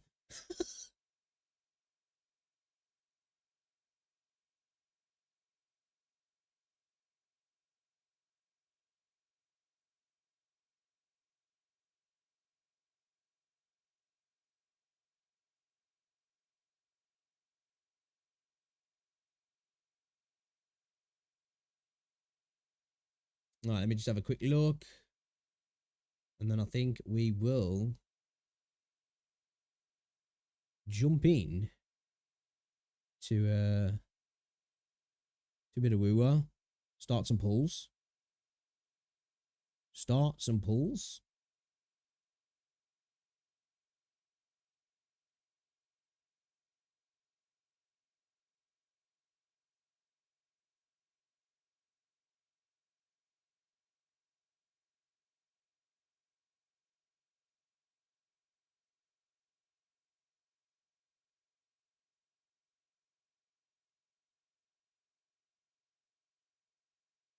We're going to react to the Hex Juice video. We're going to do that tomorrow because it's like a 40-odd minute video.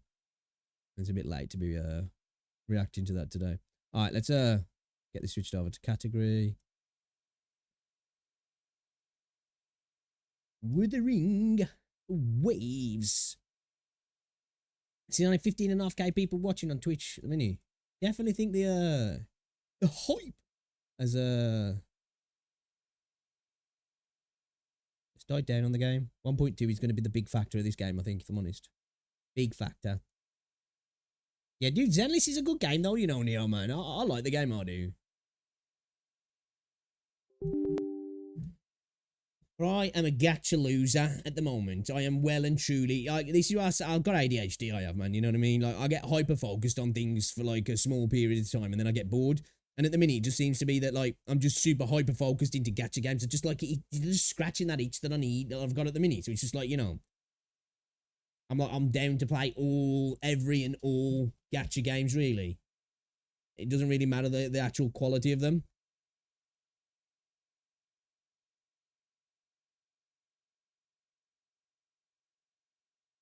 I mean...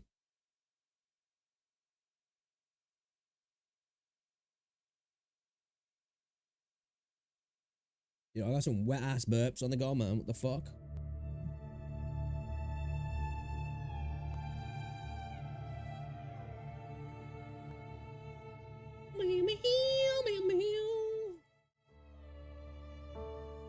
This game takes forever to load at the moment.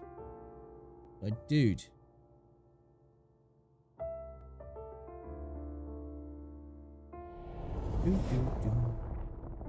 Doodaloo. Oh.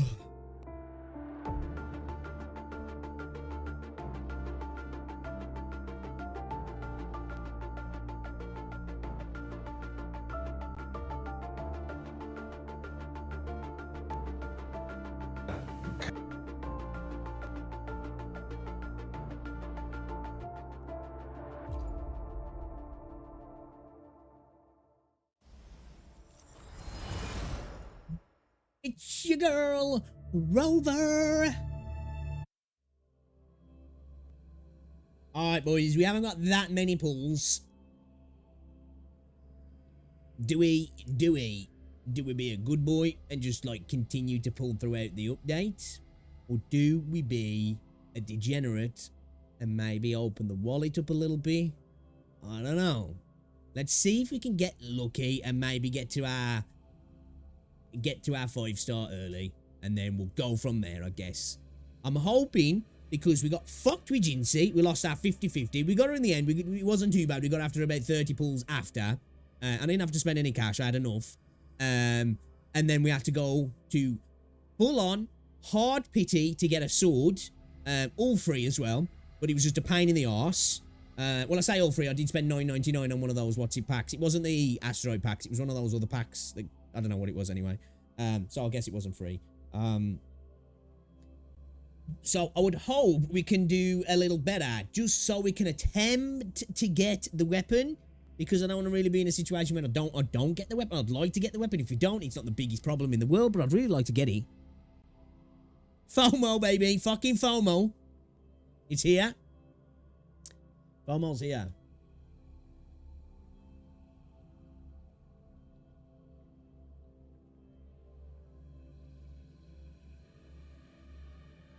Bro, what the fuck is going on? Can you be any slower?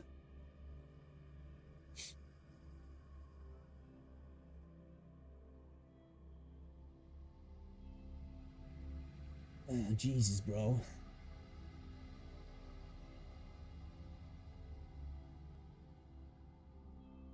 Hey, we're in. We are in. Get me login. Get me login. Let's just see her. We got our trial for her. Immortal Blaze. Time continues to fly. Mount Firmament. You met an unexpected listener while strolling through the lively yet peaceful Hongjian and listened to interesting stories about Mount Firmament. This gentle but mysterious wayfinder extends a rather special invitation to you. She's gonna give you a handy. Let's go do the trial. At least we get to play with her. Changli restores Forte gauge when she jumps or hits a target with... apparently, I think you can do like an insane infinite juggle with her Jinshi and Verena. So Changli restores Forte gauge when she jumps or hits a target with basic attacks. While in true sight... attacks while in true sight or cast the Resonance Liberation. When Forte gauge is full, hold basic attack to cast enhanced heavy attack. Okay. Heavy attack, flaming sacrifice, hold left click while on the ground when Forte gauge is at 4 stacks. Basic attack, true sight, conquest. When in true sight, use left click while on the ground. Basic attack, true sight, charge while in true sight, use left click after using jump or while in midair. Changli restores Forte gauge when she jumps or hits a target with basic attacks while in true sight. Cast Resonance Liberation. Very moment. Basic attack, true sight, charge while in true sight, use. What gets you into true sight then?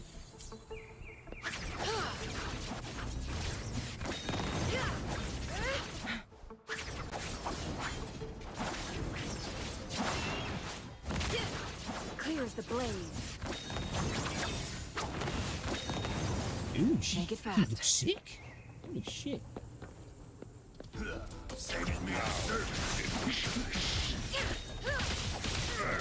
From defense to offense. Mind's eye.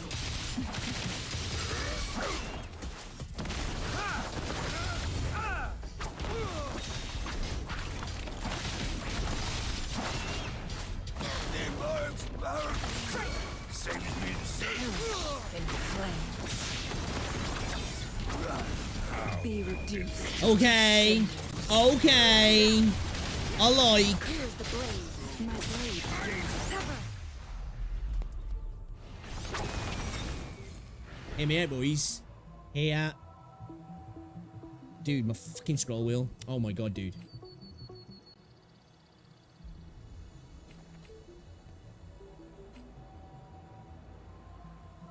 Dude, she looks so good, doesn't she? Like, tell me she isn't, like, potentially the cutest waifu that we've got in a video game. Just look how well designed she is. Like, everything just seems perfect. Like, the design, the character model, of course, the character model. You know, just the face, the expressiveness. Top tier. Well done, Kuro. Well done.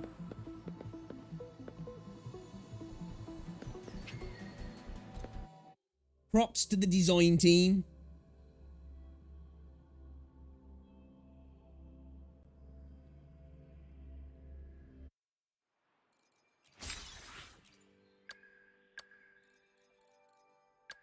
Alright, we'll do them after.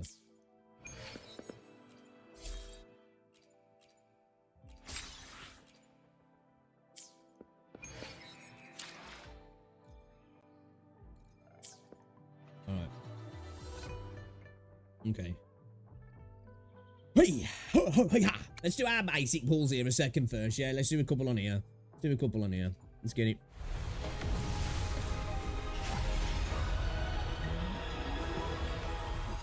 All pray to the holy space vagina in the sky. Trash.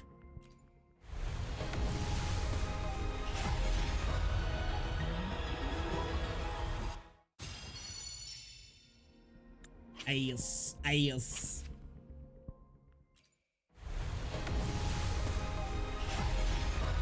Alright, cool. Hot dog shit. Hot dog shit. Hot dog shit. Alright. Alright. To the main event, to the real one. So we've got an ups on. Okay.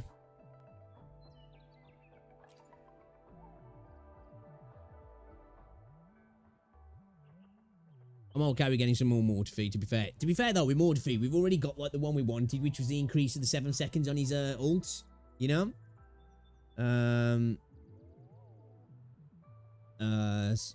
So else? Whoever that was who just subscribed, man, appreciate ya.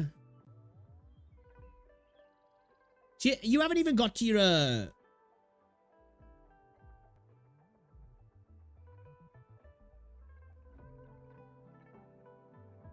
No, you didn't lose your 50-50 now, no. Mortifee's a 4-star. He's just rated up. So, what that basically means, these are the 3 characters rated up. These are the 4 stars that are rated up. So, you're gonna... Every 10 pulls you do, you're guaranteed a 4-star item, whether that's a weapon, a character, or whatever. And these have a rate up, so they have an increased percentage chance for you to pull these. So if you pull if you end up going all the way and pulling 80 pulls, you're guaranteed to probably get these 3 or 4 times potentially. You know, there's a potential. If you're lucky, you got a character every 10 pulls. Say you did 80 pulls, you get 8 of these, you know, whether you got one character 4 or 5 times or one character freaking 3 times, you know what I mean? And some 4-star weapons or whatever. Likely you're going to get a bunch of weapons, like, but you're 50-50. You lose your 50-50 to who's in the 5 stars at the minute. You've got Calcharo, Ling Yang, Verena, Encore, and Jianshin. So if you lost your 50-50, you'd pull Calcharo, Verena, Ling Yang, Encore, or Jianshin. So there's a chance for you to pull Verena, which is a good 5-star to lose if you haven't got Verena. In my opinion, if you don't have Verena, she's a better 5-star. She's the best 5-star in the game still, in my opinion. Of course, you want to get Changli, obviously. But if you're going to fail, that's who you want to fail on, you know?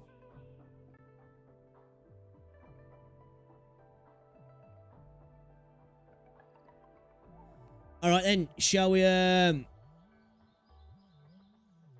gone an Express Angel. How do you top up in Wuthering Waves? Just get to the store, yeah? And then purchase some asteroids.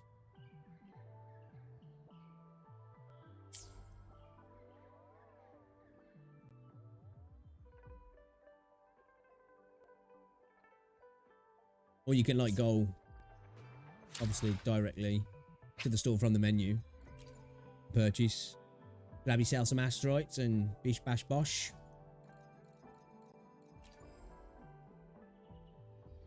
Alright then. That's it. We're gonna do it. We'll do a 10 pull and then we'll do some single pulls because I'm a bitch, I'm a pussy, and that's how I roll. Alright, we'll do 1 10 pull. Let's go.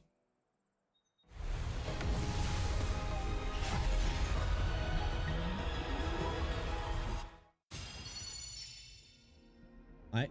Quit the chit chat. More defeat, let's go. Tell me what you so need and we're I'll like, make it for you. Are we what, Provided like your descriptions are Resonance reasonable. Chain fucking 6 now? Are we S6 in you, boy? Or what? Bye, mate. Okay. Let's check, actually. Where are we? Where's the ginger bastard? 5. Okay. Alright, what do we get for these? When Resonant Skill Passionate, a variation or Resonant Skill Fury Fuge hits a target, coordinated attacks will be triggered to fire 4 Resonance Liberations. Marcato hits, dealing fusion damage of Resonance Liberations. Marcato fired in this way, reduced by 50%. Okay, that's not too bad. Not as good as the previous one, but it's not too bad.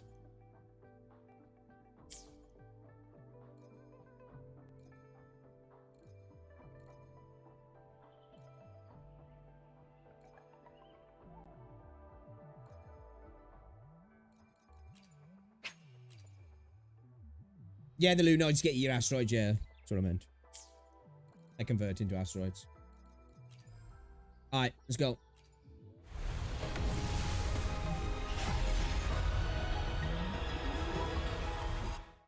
Come on. Come on. Don't make me even go to pity. Give me that 50-50 win. Give me your girl.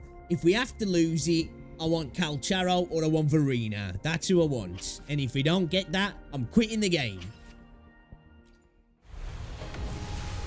I'll go play Genshin Impact. Alright, 4-star. Please be a character. Don't be a weapon.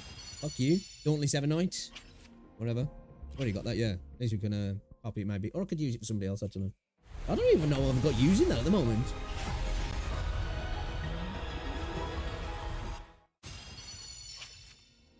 Yeah.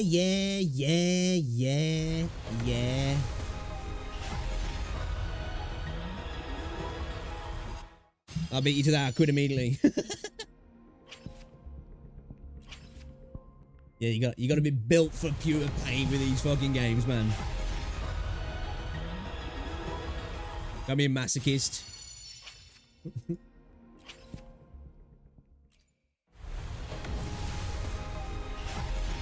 Alright, come on. Give me more defeat, actually. Let's stack him in. Let's go. I'll take that. Tell me what I'll you take need that. and I'll make it for you. I'll take Provided it. your descriptions are reasonable. I'm not mad about that. I'm not mad about that at all, actually. Your boy is stacked. Stacked. What do we get for these then? When Resonance Liberation Violent Finale is cast, attack of all team members is increased by 20% for 20 seconds. Fire. That's fire. Okay. All right. I'll take that. That's going to be great. That's going to be great for, what's it, the Terror of Adversity that is. Lovely. Lovely. Not as good as Yinlin, but you know, I'll take it.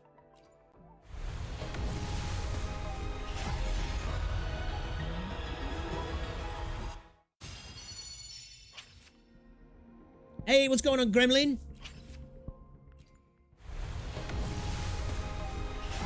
We're going to continue with the pussy pulls. One by one. We're going to chip away. Because I'm a scaredy cat.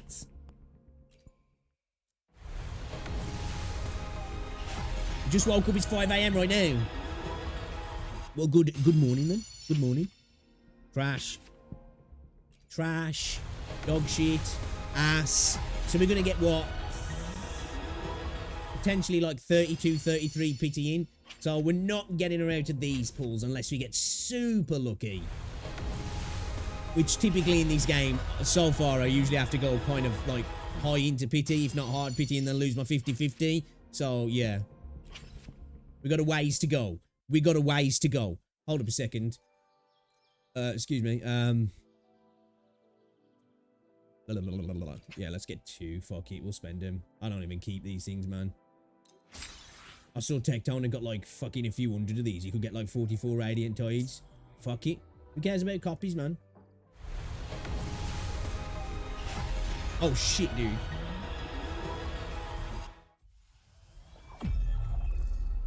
Eons of Come on! this vast land. Oh my days, boys. That's as good as he gets. That's as good as he gets. 30, what, less than 30 pulls in, and we win our 50-50. It just doesn't get any better than that. It doesn't get any better than that. We can either go for copies now, or we can just straight go for the weapon. Look at those titties sitting on the desk, man. Like, that is the best look I've had in this game. I've lost pretty much every freaking 50-50 in this game so far. And what? We're like, how many pulls? 22 pulls in, and we get her? Just too good at the game, lads. Just too good at the game, you know? All I gotta say is you gotta get good, man, you know? It's all about skill. That's what it is. It's all about skill. I'm just saying, you know? Skill diff. Sorry. Let's go.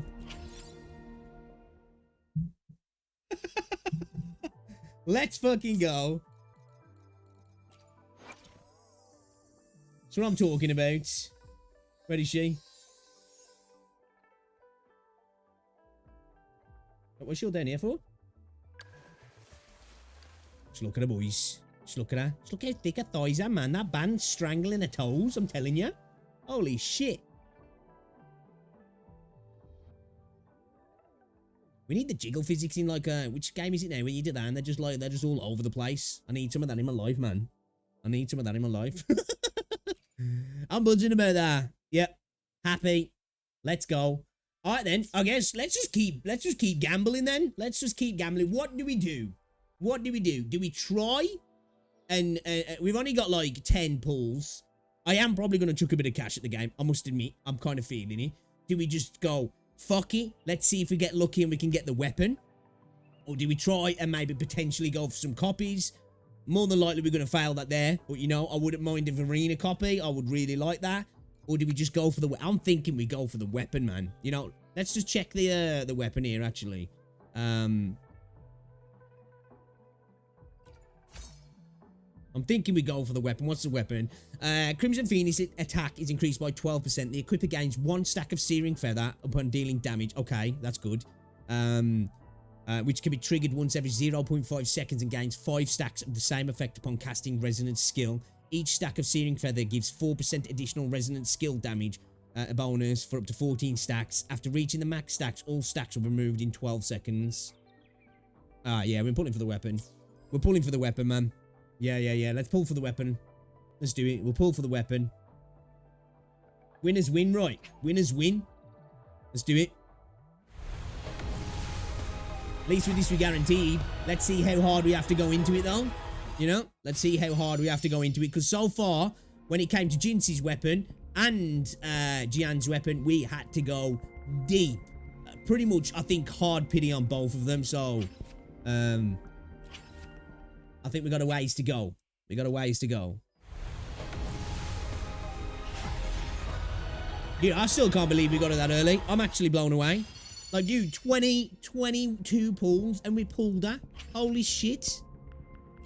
What is it? 60 for soft pity in this game. We're a mile off soft pity. That's what happens when you're that good, though, chat. You know, it's... Just saying. Just saying. Undying Flame. Don't know if that's even any good, actually. What's this? When in skill is cast, increases resonance skill damage bonus by 20%. That's kind of nice, actually. It's kind of nice. Flat attack. Nice if it had some crit in there.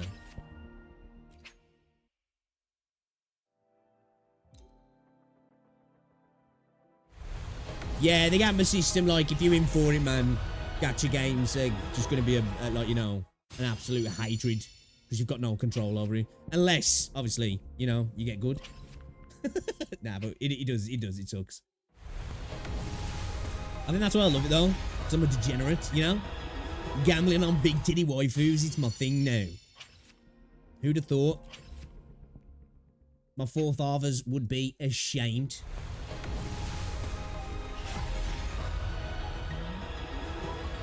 You know, like, my ancestors fought off Vikings and the French and the Spanish and, you know, went out to conquer the world just to see me gambling for Chinese big booba waifus. To be fair, though, I bet they're like, you know what? That's what we fought for, boys. That's what we fought for. That's why I went out and died of scurvy at the age of 19.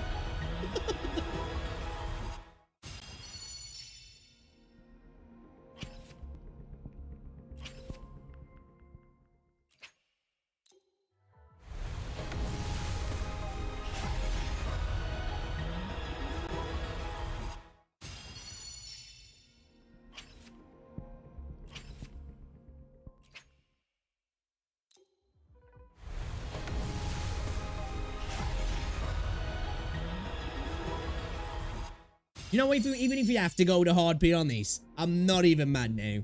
I can't even be mad, you know, 20 pulls in and I pull out. How can you be mad at that? You just can't, can you? You just can't. I feel like I need to get to bed now and have a wank. The Mercado. I don't even know that one. What's that? Attack, energy regen, sees this area when resonance skill is cast, restores 8 concerto energy. This effect can be triggered 1 time every 20 seconds.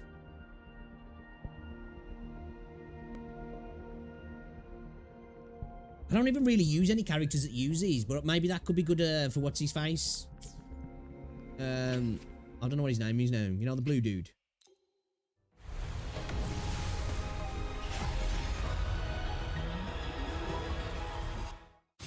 That's the one, yeah. Yuan Wu, yeah. Okay, can we eke any more free stuff out here?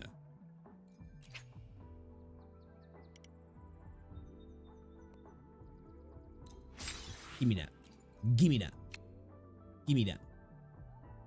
We get some lustrous toys as well while we're here. Oh, mate.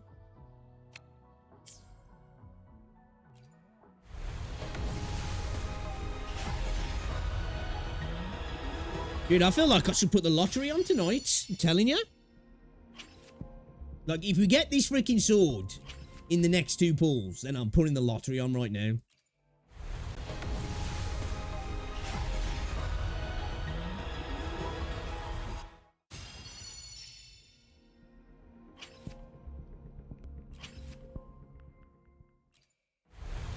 Might even DM Jennifer Aniston because I'm feeling my luck. Hopefully Rose is not watching. It was a joke, babe. It was a joke. Unless she replies.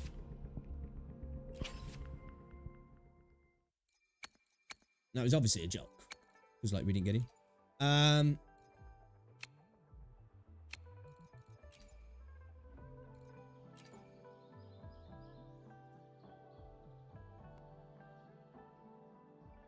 15 quid will get us another temple, though. You know.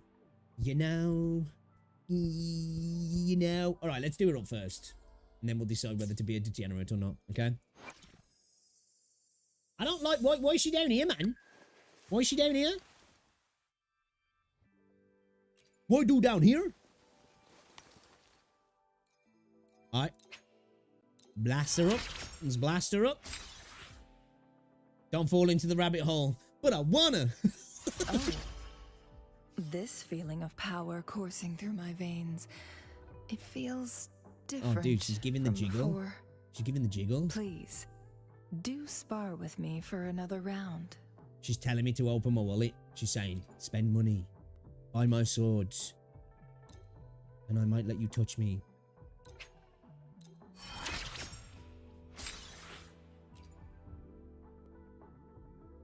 The sword has no set form. Oh, she's talking it about the adapts swords. along with its foes. Likewise, strategies must shift against Holy cow, different they've got a life of their own? And what's a good weapon to use for them for the time being then, actually? Let's have a look. What could we use? Energy regen would be kind of good for it. We do want crit, don't we, really? Suppose we probably couldn't go CC area when resonance skill cast is a concert. Yeah, that could probably be alright, because I feel like energy regen is going to be quite useful for her.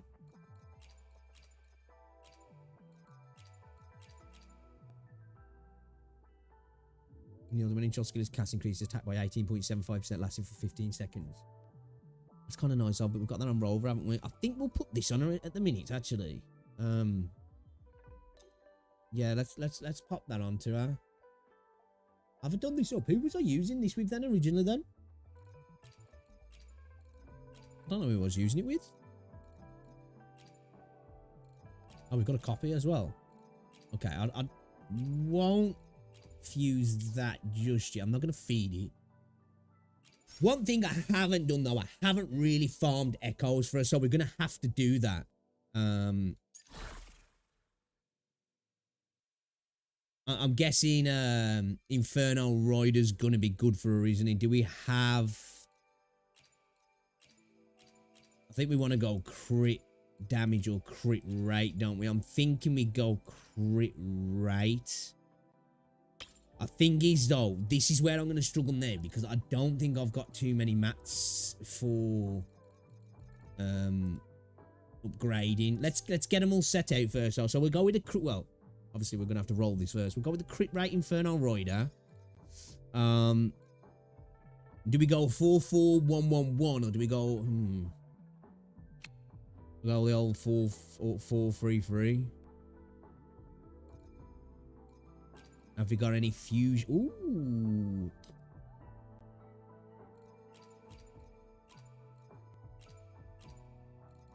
Got a cheeky fusion damage there. And what else have we got here? HP and attack, electro crap. Got flat attack, which is not the worst, I guess. What have we got in a... yeah. I think we go 4-3-3.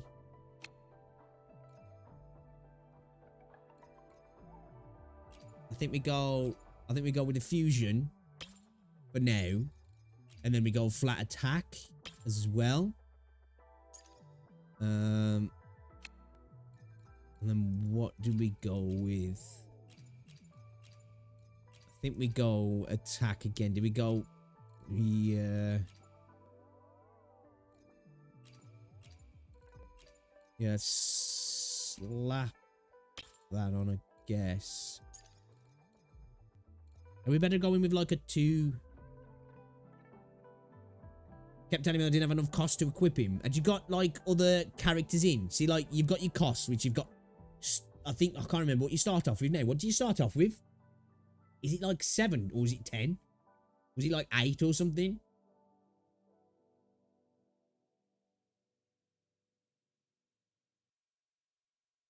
It's kind of like a pick 10 system in Call of Duty. You said 4. Yeah, so, whatever you start off with is how much you've got to use. It's like you have to kind of work, because as you level up, you'll get more cost that you can spend. So, like now, say, like, if I was like, you know what? I want to stick a 3 in. I can't.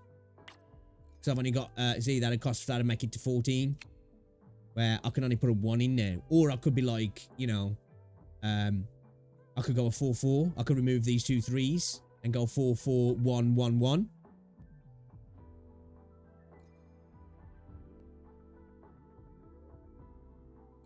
That makes sense.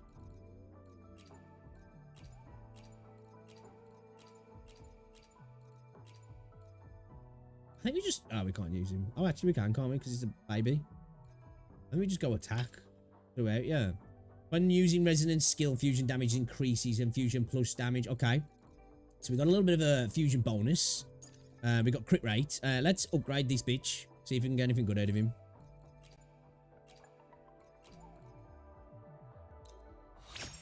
See, like, I'm fine for the tuning stuff at the minute because I've got like 1200. It's the actual mats to level the fuckers. Come on, give me a good one. Give me... Let's double crit rate. Obviously, crit damage would be awesome as well. I'm thinking energy regen will be good for her as well. So I think with her, you want to go...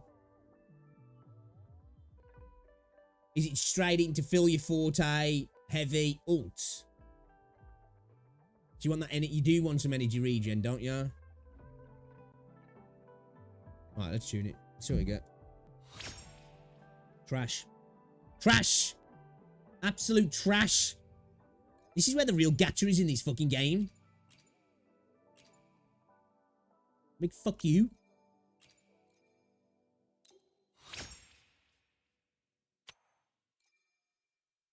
Oh my god, bro.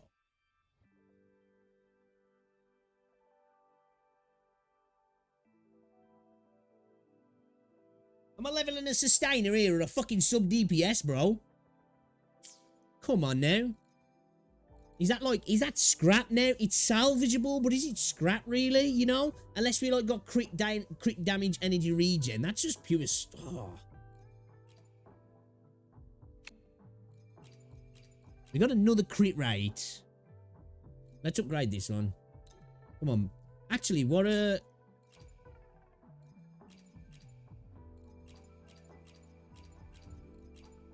Dude, I always get trash rolls as well. Like, main stat, 8.8%. What's the max? 21%, I think? And is it like 12% on crit rate?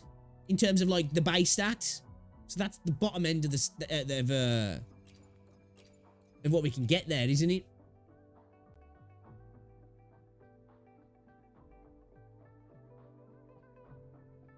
That's women for you, dude, man. You know? Rosie does that all the time. What the fuck? What did you ask me for then? Just so you could ignore me? Is that what it's about? Is it just a thing that you reinforce your of like, oh, if he says that, then I know to do the opposite. Okay. Thanks for that, babe.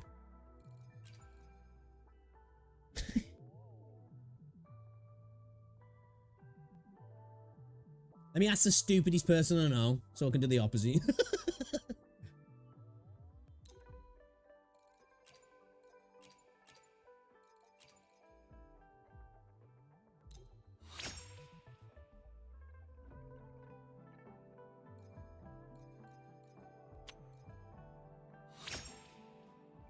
Resist liberation damage. That's not bad, actually. That's not bad, actually. Like, this is not the best, obviously, because it's a low substat, but if we could just get something for now, you know, and then we can go farm some Inferno Riders and try and get a really good crit rate or good crit damage, you know, maybe, obviously, get a God roll, 21% or something like that would be lovely. But let's go again with this and hope we can get, like, energy regen or crit damage. Crit damage, obviously, would be really nice.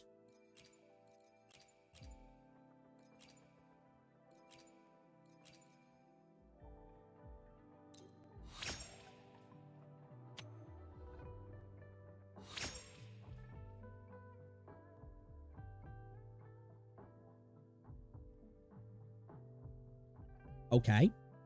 All right. Things are looking up. Do you know what? I can't even be too mad about shit rolls. Even if we get terrible rolls.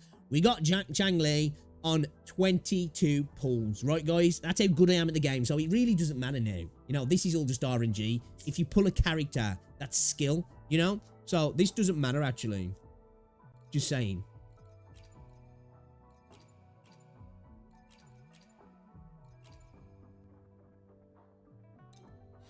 I don't make the rules.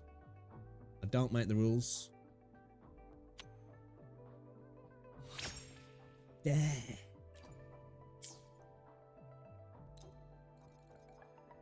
Alright, still redeemable. Still redeemable. But like, we need an energy regen now. Energy regen.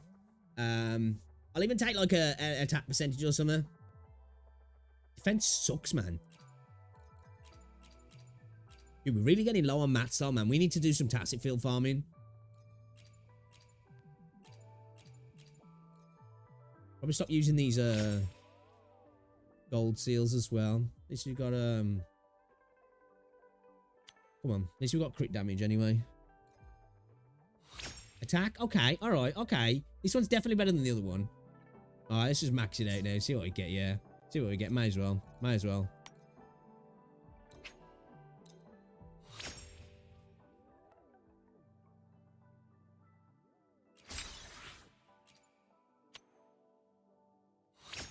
Double crit rate. Okay. All right. It's not the best. Could be a lot worse, though.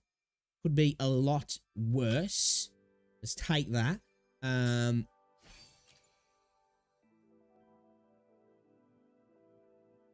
Right. Let's level her up again.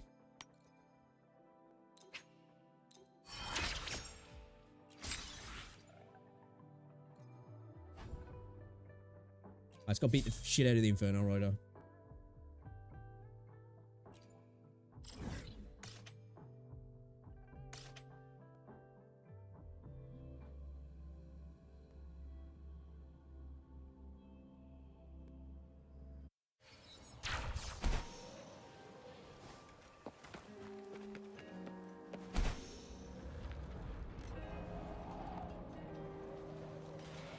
Yeah, man. It is the life of a gacha gamer. It's like having a job, really. Life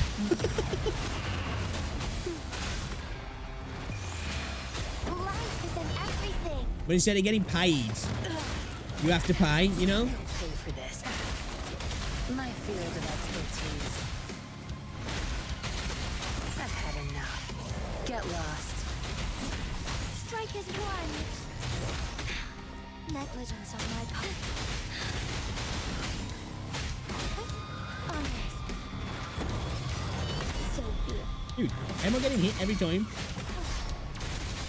Why not? Together we fight. Strike fast. Evil be cleansed. Pussy! Tear them to pieces. Oh, stars, heed my calling. Yeah, like an internship, basically, where there's no prospect to actually get the job at the end of it.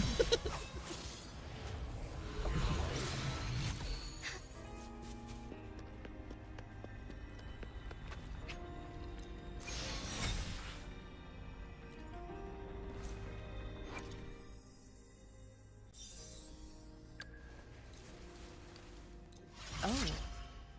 This feeling But of you power do coursing through my get things veins. like this, so you know. It feels different from before. Please, do spar with me for another round.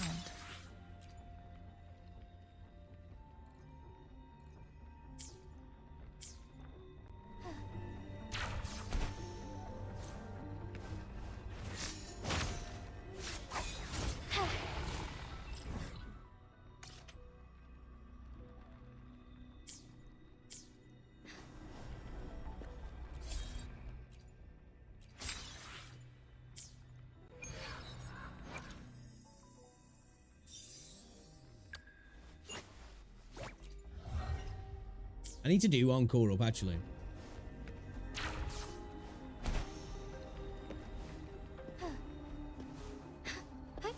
Onwards.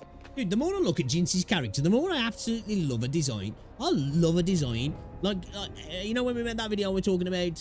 well, I haven't made it yet. I haven't uploaded it yet. Well, actually, I did uploaded it today, didn't I? Was it today? You know, the one talking about... Wuthering Waves character's bland?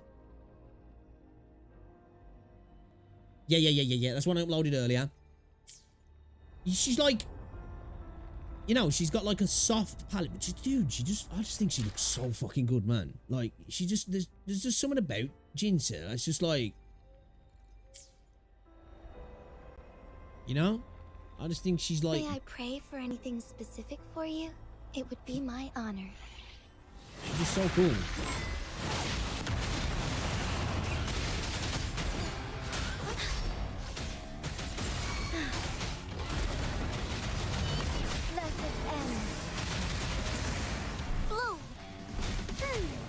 Listen up.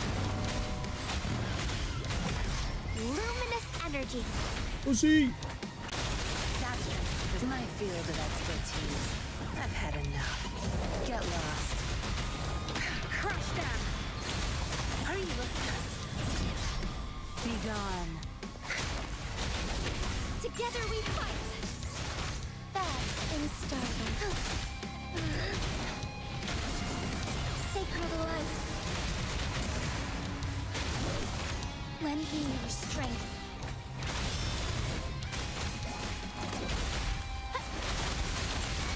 Oh, stars, heed my calling. Embrace the change.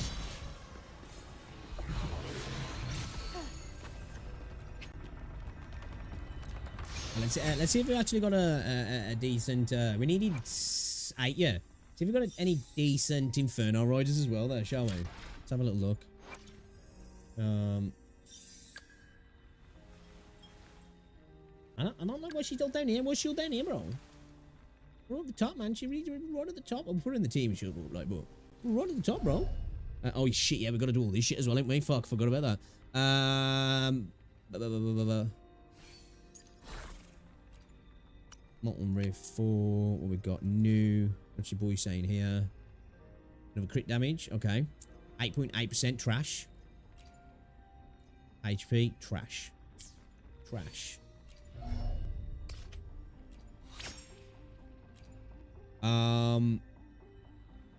We're gonna have a look at like a combos actually.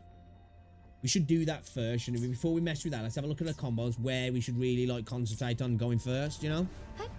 Onwards. But we're gonna need to do what we have 4. Yeah, so we need to do another 2. If we're lucky and we get a 3.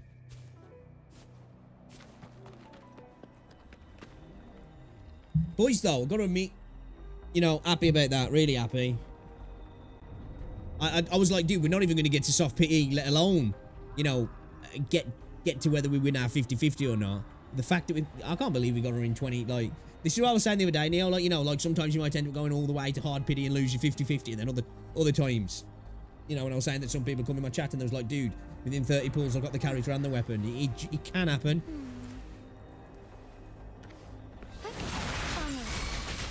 Leave it to me. Listen up. Tear them to pieces. It's nothing. Embrace the change.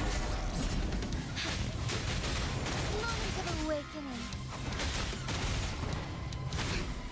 Instant. Bloom.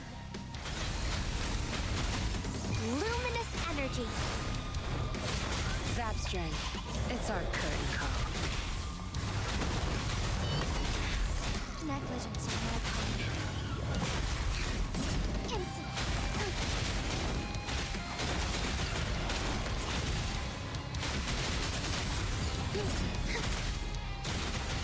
Let it end.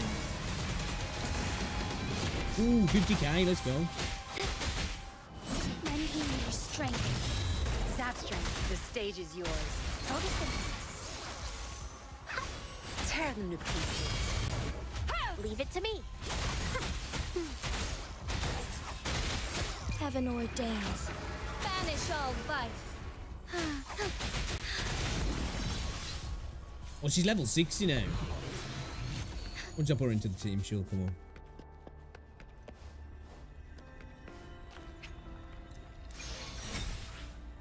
Ooh, 4. Okay, let's fucking go.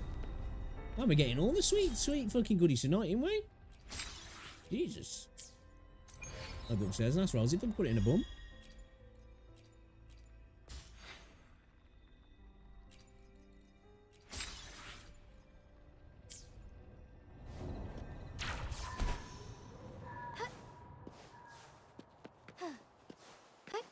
Onwards.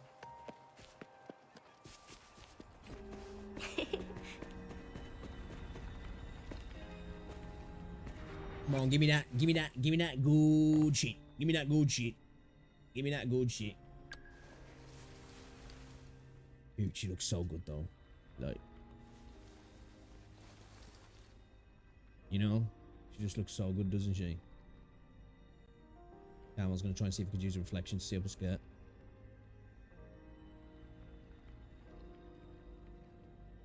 Like a 10-9 pull.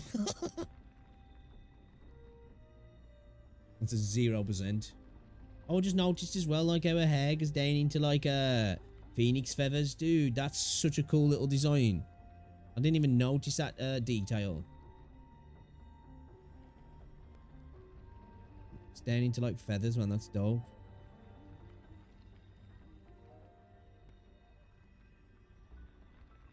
You know, she's got suckable toes as well, innit? Going against what? wind.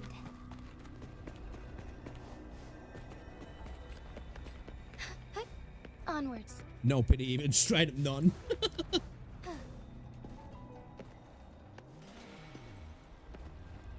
Probably get verbally accosted off of him. Embrace the leave it to me. Notice it. No mercy. Negligence. Moment of awakening.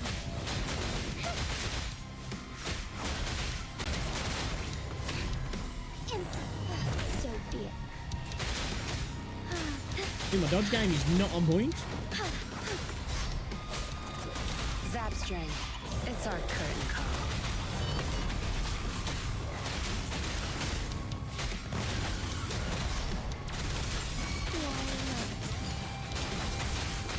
Strike fast. Sacred light. Tear them to pieces. Bloom. Bask in the sunlight.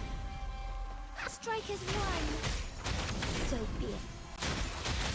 Fluorescent shadows. Evil be cleansed.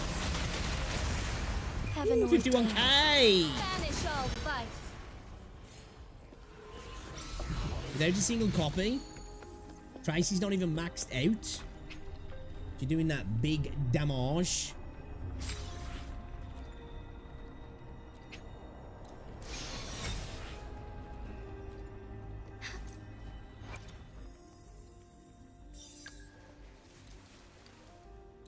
After my master's passing, I spent years studying martial arts and other subjects through various unconventional methods. This resulted in some rather comical situations where angry bookshop owners chased me around. But now, I have the luxury of having you teach me everything without any expectations in return. Hey, I've got It's lots of something my younger expectations. self could only dream of. Trust me, lots of expectations.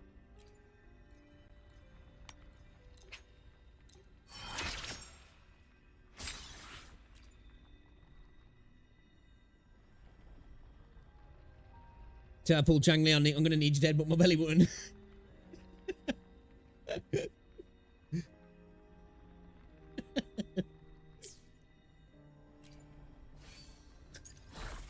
For real though.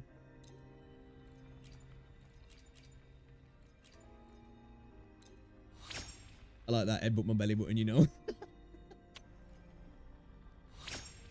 I'm gonna use. Oh, fuck off! I'm gonna use that one, I know. That's probably what she'll say to me, actually. We got no other. Actually, have we? Any fusion? Ha!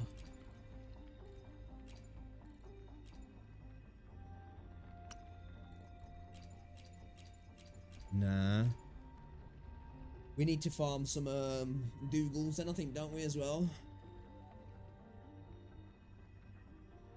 These Havoc Dreadmains look fucking badass, though, don't they? Don't you reckon? Fucking cool ass design this. I bet it's fun to work on this sort of stuff, designing this sort of stuff in games and shit, like, you know? I bet it's fun, man. You know, if I'd have applied myself, maybe I'd be a functioning member of society doing something like that. Instead of drooling over fucking pixels. Hey, you know. Ooh, crit damage. We all have our roles.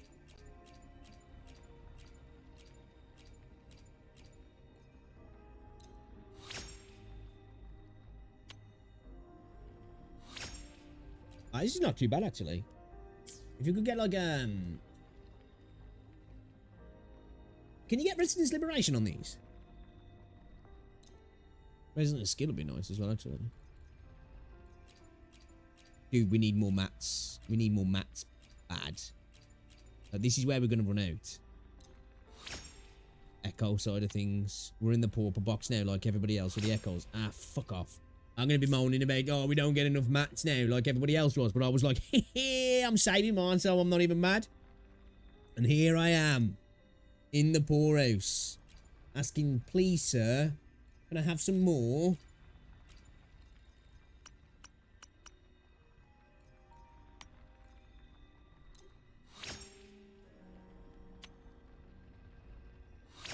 Okay, I'll take Resonance Liberation damage. Not the best, but you know. It's not the best.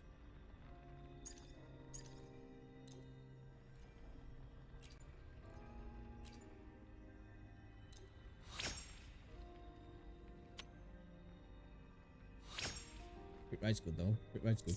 Where are we sitting at the minute with the attacking though? 901. Not great. Not great.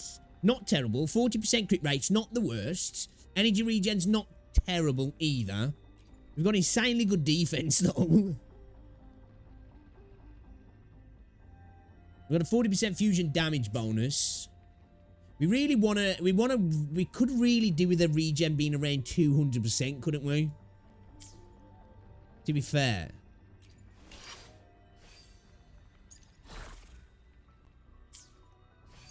You know? I'll tell you what, most cost-effective ways, upgrade all of them to 5 to start off and see what we can get, yeah.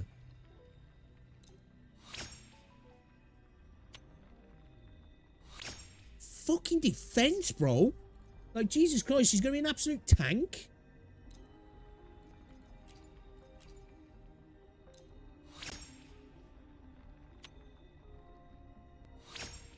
Resist liberation damage.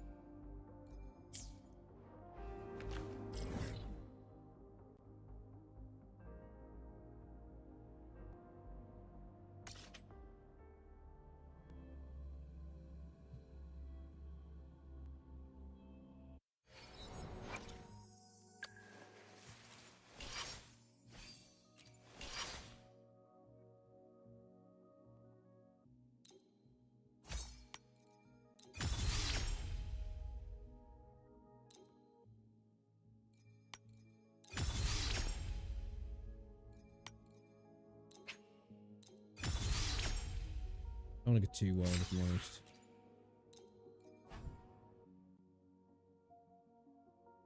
Don't want to go too wild. Let's just have a little look. Alright, let's have a look. So I do want to try and get a weapon. So I don't want to spend too many weapon mats, like, but I just want to give us something to. Obviously, we're gonna have to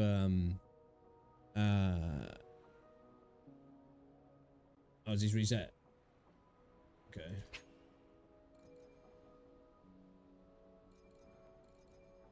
Okay.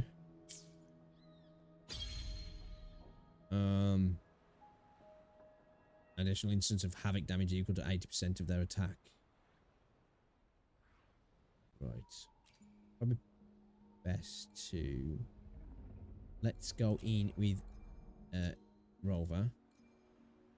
Let's take in Changli as well, because like this is the first one, isn't he? And then I'll take Boji as well.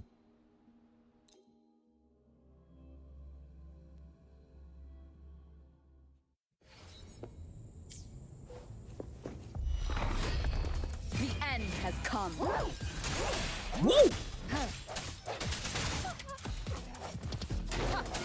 Hopefully this helps. Feathers incinerate.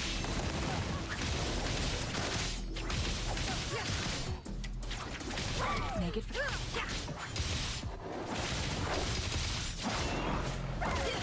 Take 4.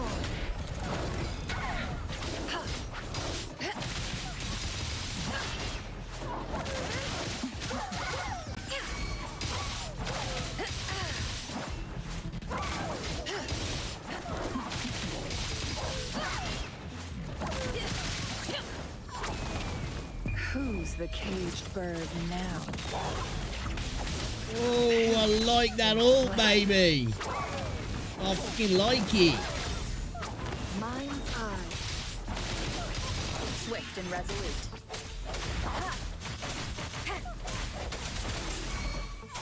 The hour is upon us. Together. What's her intro line? Nice. Feathers incinerate. Take 4. Endless reverberation. Big fan. Big fan.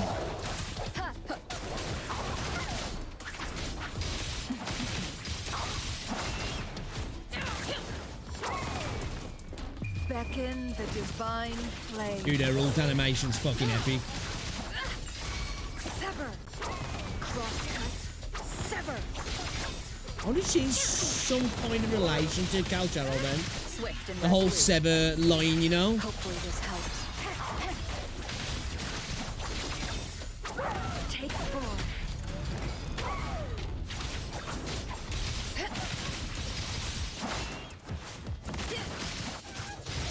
My blade yearns.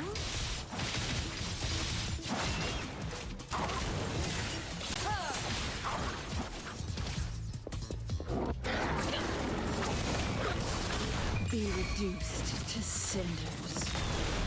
Swift and resolute. Moment of resonance. Would possibly be, because she keeps saying that Sever, and that's his line, isn't it? Together we vanish. Sever. Perish in flames.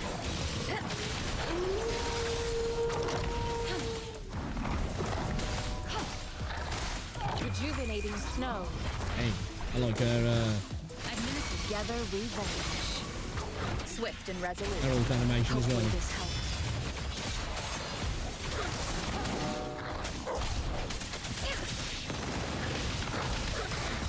Who's the caged bird now? Yo, dude, Changli is fucking sick.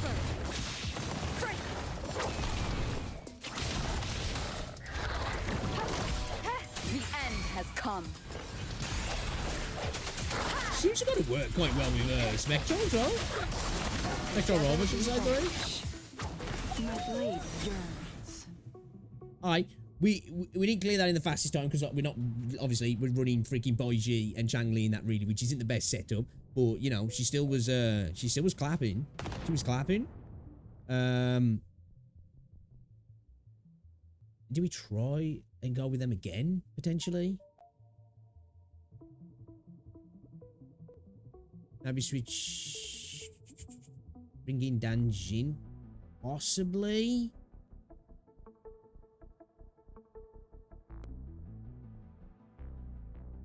Let's try it. Let's try... she's on at 60 though, isn't she?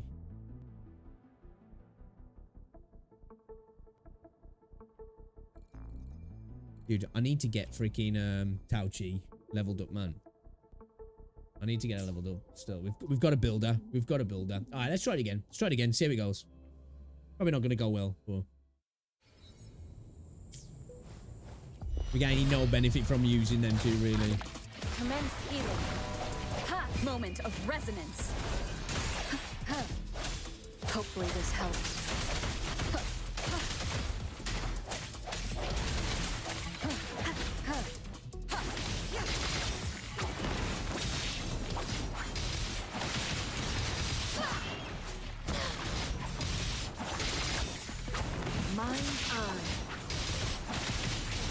Beckon the divine flame. Dude, her ulti's fucking sick though. Swift and resolute.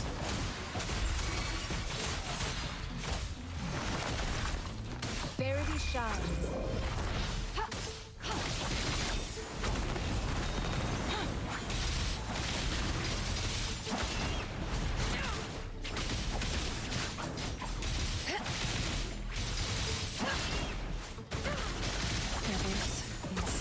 It does seem like she requires quite a bit of field time though.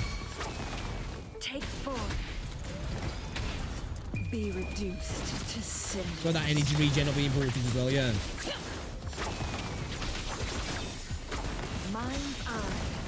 I don't really know her kit if I'm honest either as well. I don't know exactly how her ult works. Is upon us. Hopefully this helps. Together we vanish.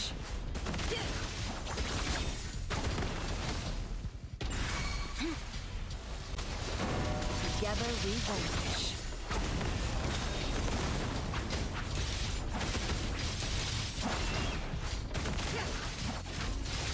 Swift and resolute.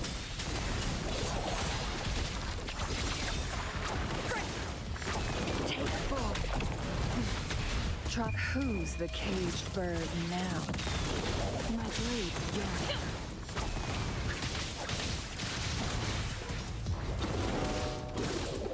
Endless reverberation.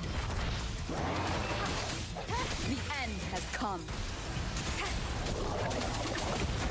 Together we vanish. Dude, she's really good CC though.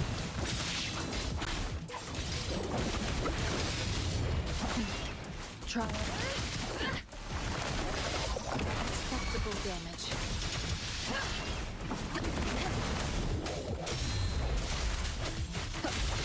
Beckon the divine flame. I just noticed that like burn off her face as well, her blindfold. No need to dwell on it.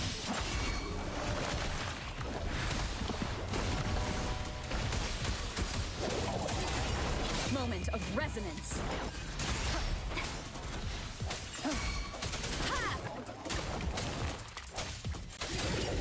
Hopefully this helps. Together we vanish. Perish in flames. Take form. Rejuvenating snow. Administering first aid.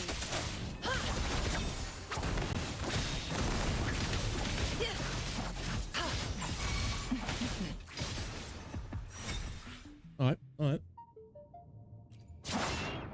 We're clearing with you know, not the best team, no, not the best team at all, really, for this. Okay, let's. I think it's time to.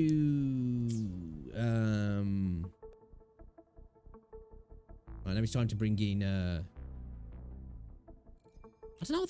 I feel like we can still get away with it, though. Like, you know, I just feel like we can, you know.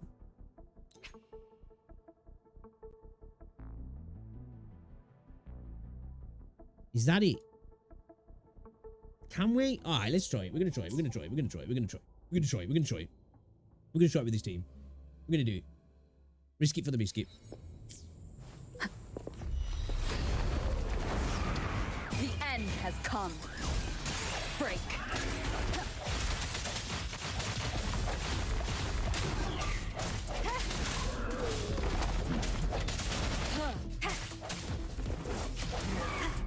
Together we vanish. Shit, that's not good. Verity shines.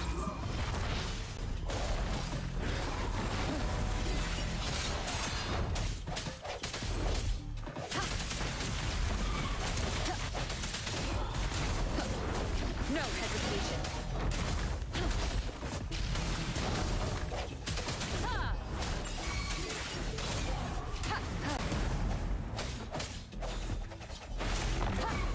I sense your moment of resonance.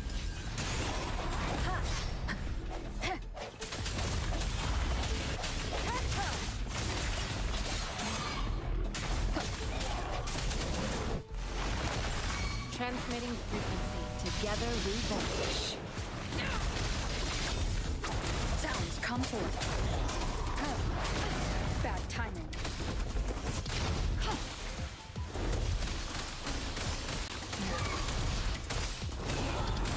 Cross-cut. Sever. Striking from the shadows. Hopefully this helps. There we go. Endless reverberation. Together we vanish. Be reduced to cinders.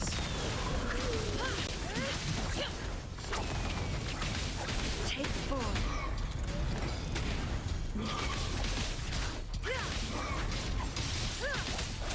The hour is upon us.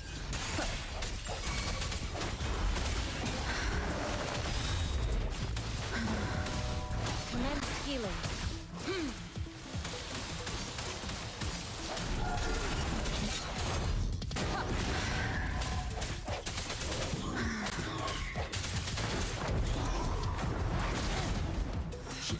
Swift and resolute. Hopefully this helps. Beckon the divine flame. Mind's eye. Sever. Take form. Rejuvenating snow. Swift and resolute. Moment of resonance.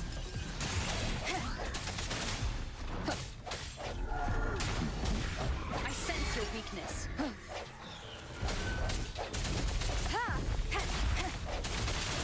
Together we vanish. Perish in flames. Trial through sacrifice.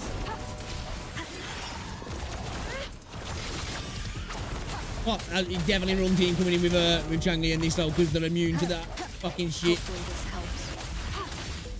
Administering first aid.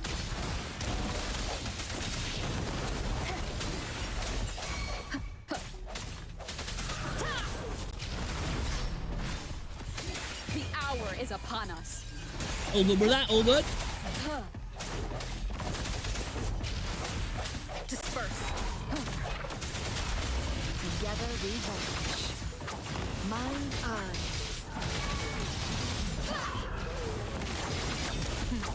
My blade yearns. No need to block. Verity shines. Swift and resolute. Feathers incinerate. Who's the caged bird now? Sever. Mind's eye. Transmitting frequency.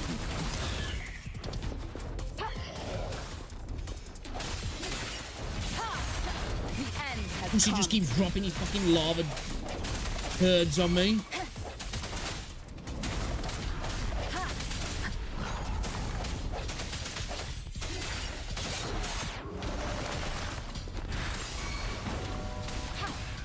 Together we vanish.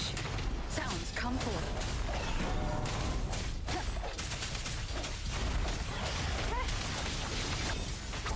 My blade takes form. Beckon the divine flame. Perish in flame. You got a decent intro one. Swift and resolute. Moment of resonance.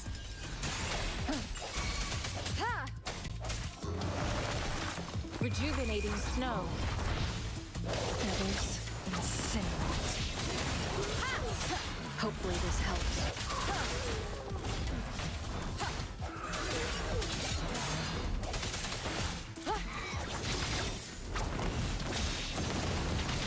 Take form. Commence healing.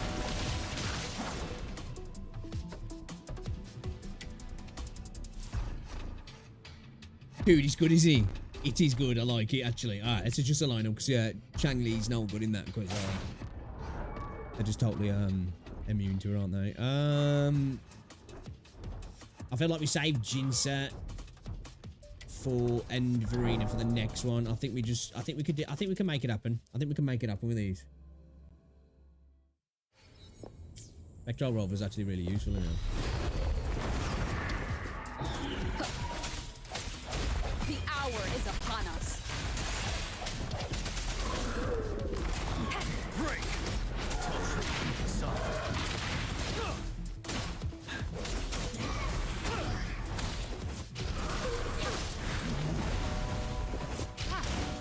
Wind Rider.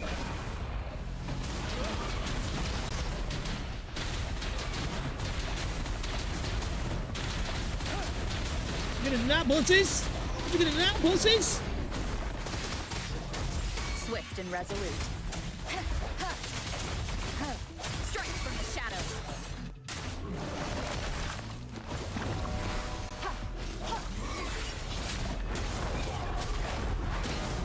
One more time. Endless reverberation. It's very good though. I like You're it. wide open. Set true with the sun.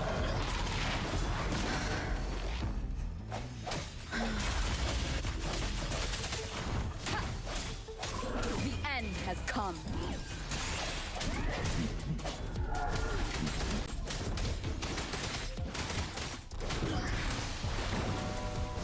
Wind Rider.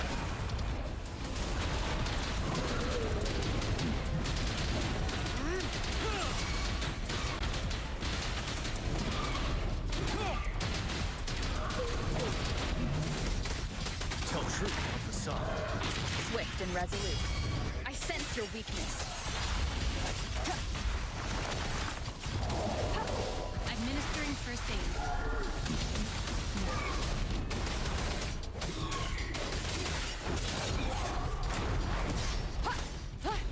The hour is upon us. No hesitation. Yeah, man, they need to make sure they don't do Rover so dirty in the next patch because Rover is fucking cool, man. I really like her. Tell truth of the sun. Fear no more.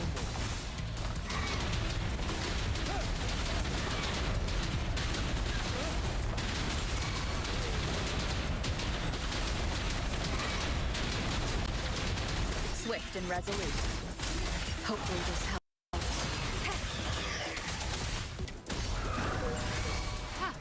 and resolute.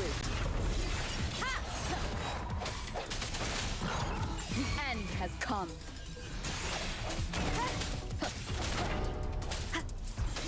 You're wide open. Tell truth to the sun.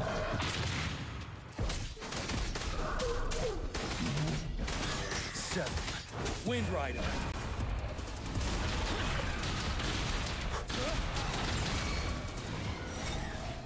The difference in having that immunity there, man. You know what we need now? What we need? Waifu solitaire like the really old days of mobile. Oh, we're out now. No, ooh, no, Spectral Rover. Would have been a good idea to maybe save at that time. Shit, I didn't mean to do that.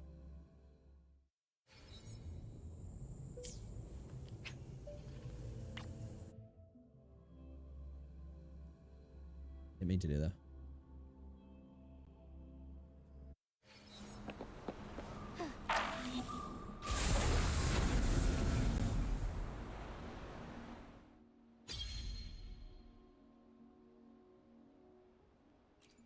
Right.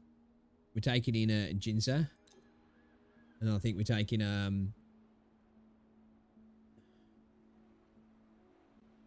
what are the details? We're fighting. No.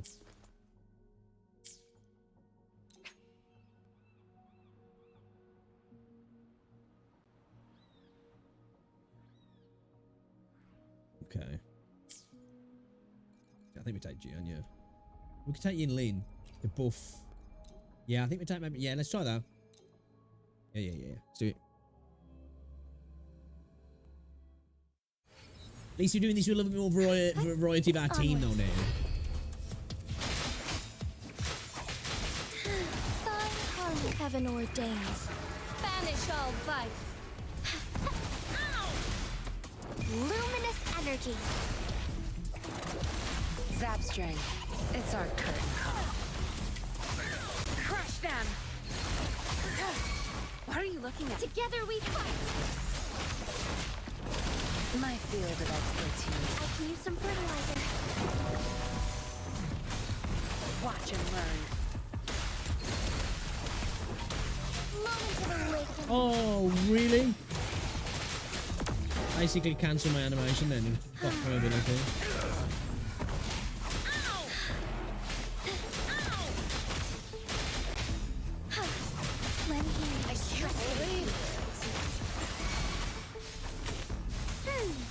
Tear them to pieces. Time to wrap it up. Strike as one. Fluorescent shadows. Let it end.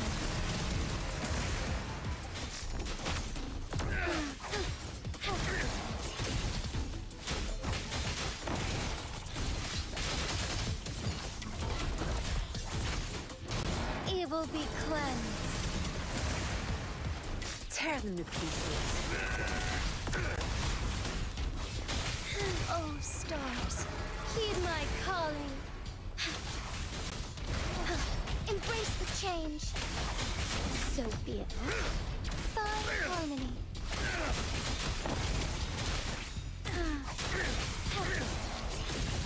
Our lights shone through. Why not? You idiots! Sacred light. Nice, 48k.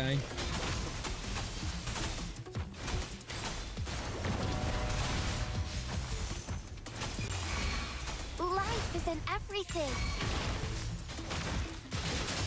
The sky beckons. Evil be cleansed. Oh, it's this bitch, is it? Alright, bro, I'll see how it is. Woo!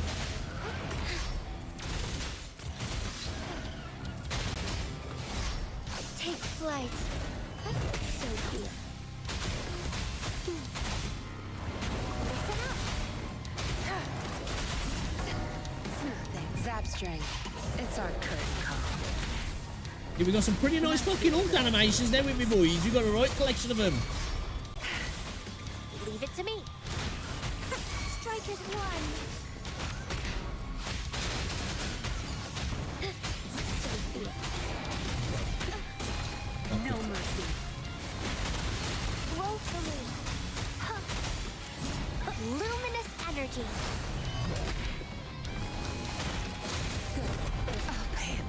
tenfold.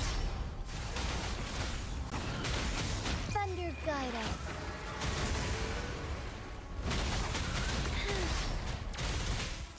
Fast and startled. Blessed end. Tear them to pieces. Together we fight.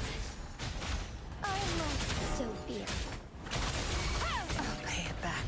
I've had enough. Get lost. It's nothing. Blue. Watch out. Embrace the change. Moment of awakening. Can't see. So be it. Embrace the change. Lend me your strength. Notice this.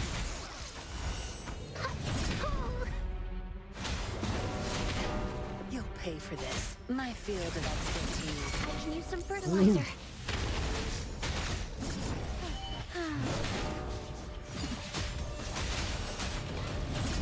He does now. Leave it to me. Fucking over at the edge of the fight, battlefield here. We need to I can use some fertilizer. pull him back into the middle.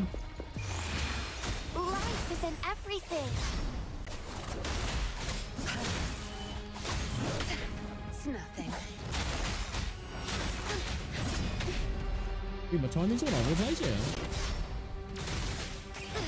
Fast in starlight. Strike fast. Take flight. On sacred life. Timing is all over the place. Heaven ordains. Banish all vice. Tear them to pieces. My field of expertise. Grow for me. I can use some fertilizer. Time to wrap it up. Together we fight. Our lights shine through. Evil be cleansed. Tear them to pieces.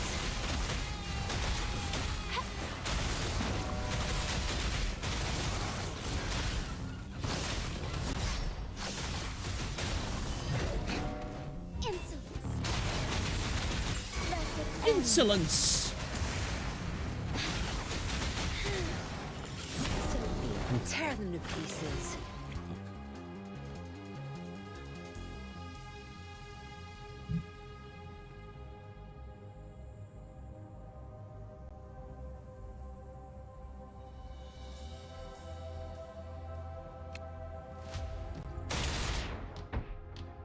We're a mile off them, weren't really. I think we could have done with Spectral rather than.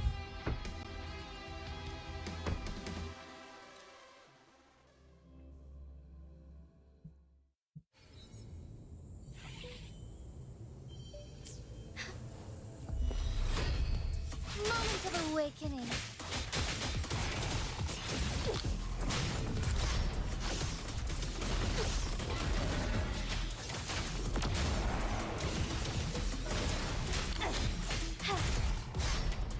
Sacred light. Swift and resolute.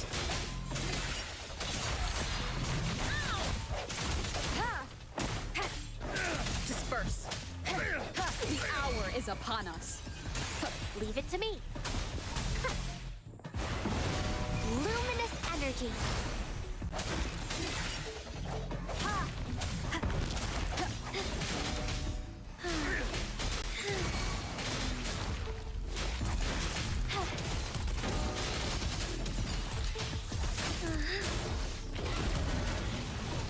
Evil be cleansed. Swift and resolute. Hopefully this helps. Listen up. Swift and resolute. Together we fight.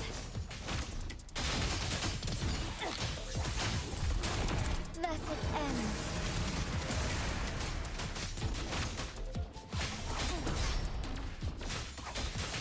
Lend me your strength, so be it. We'll see.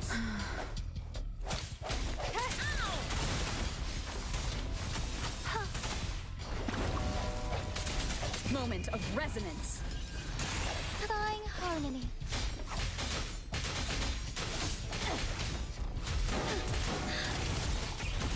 Fast in starlight. Strike fast. Ha! Sacred light. Bloom. Life is in everything. Ha! Oh, stars. Heed my call. Really got to enjoy the game for myself. I've done a lot of fun. That's all that matters, isn't it, man? Even if you got, like, you know, free to play thing, innit? Swift and resolute. Well, we had a few hours of fun. That's all that matters at the end of the day. Ha! Leave it to me.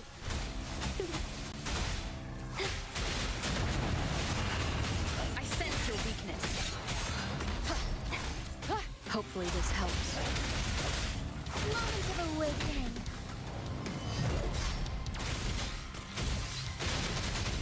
The sky beckons. Evil be cleansed. Bloom. The end has come. Bad timing. Leave it to me. Lend me your strength.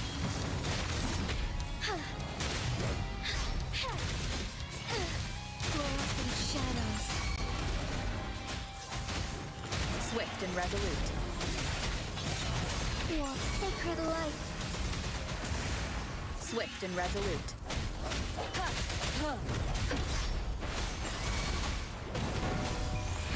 Bask in the sunlight. Strike from the shadows. One more. The hour is upon us. Strike as one. Bask in starlight. Take flight, Sophia. Evil be cleansed. Heaven Ooh, ordained. 66k, let's go. Banish all vice.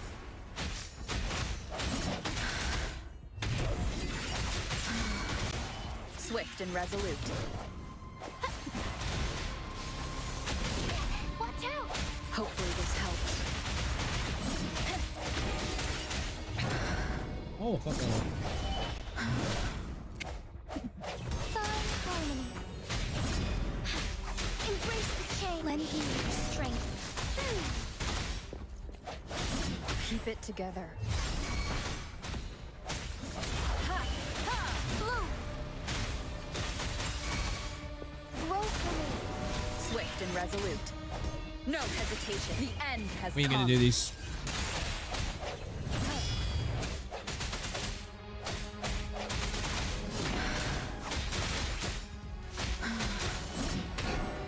If so be it.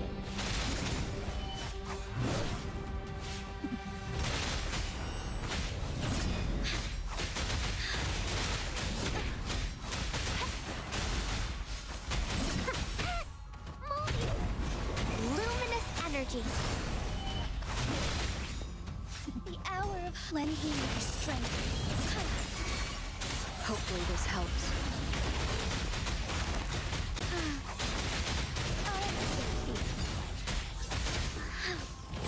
Warring evil be cleansed. Thunder guide us.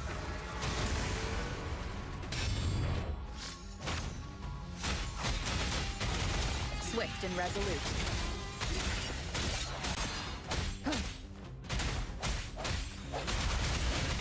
Moment of resonance.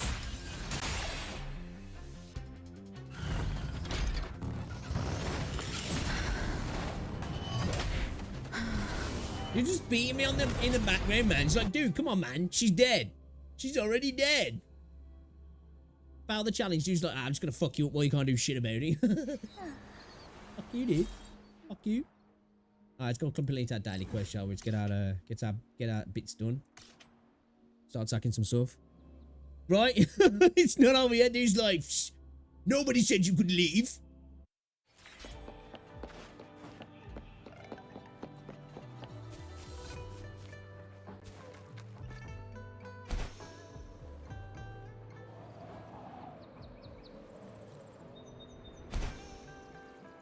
Is it from Scary Movie when the clown's under his bed? That's what I was thinking of then. And then like the clown's trying to scare the dude, and then he ends up going under the bed, and the clown tries getting out, and he pulls him back under. That's what he's doing to me there, man. He's just pulling me straight back in.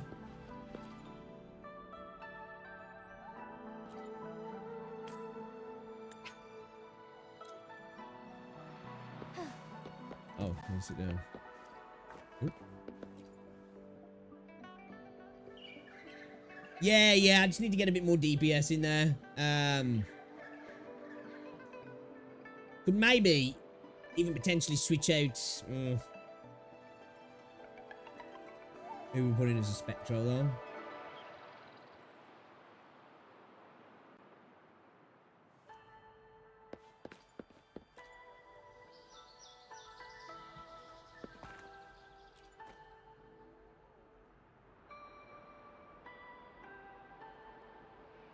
Pretty cool.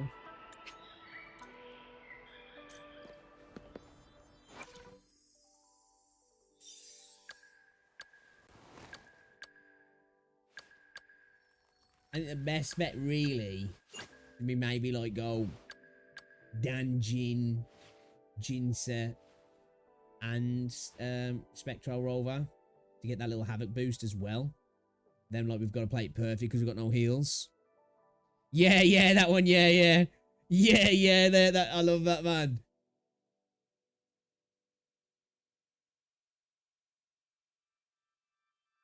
I love the scary movie films, man.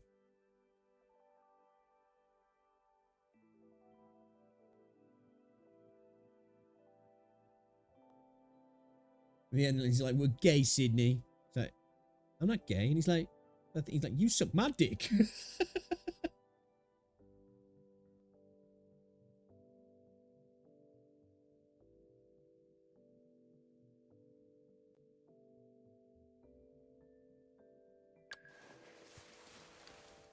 I love her animations, man. We just got to get a sword now. Just got to work on getting a sword.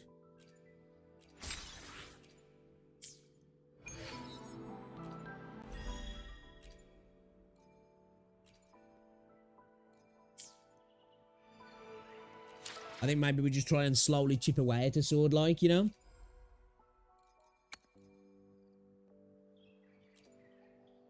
Ooh.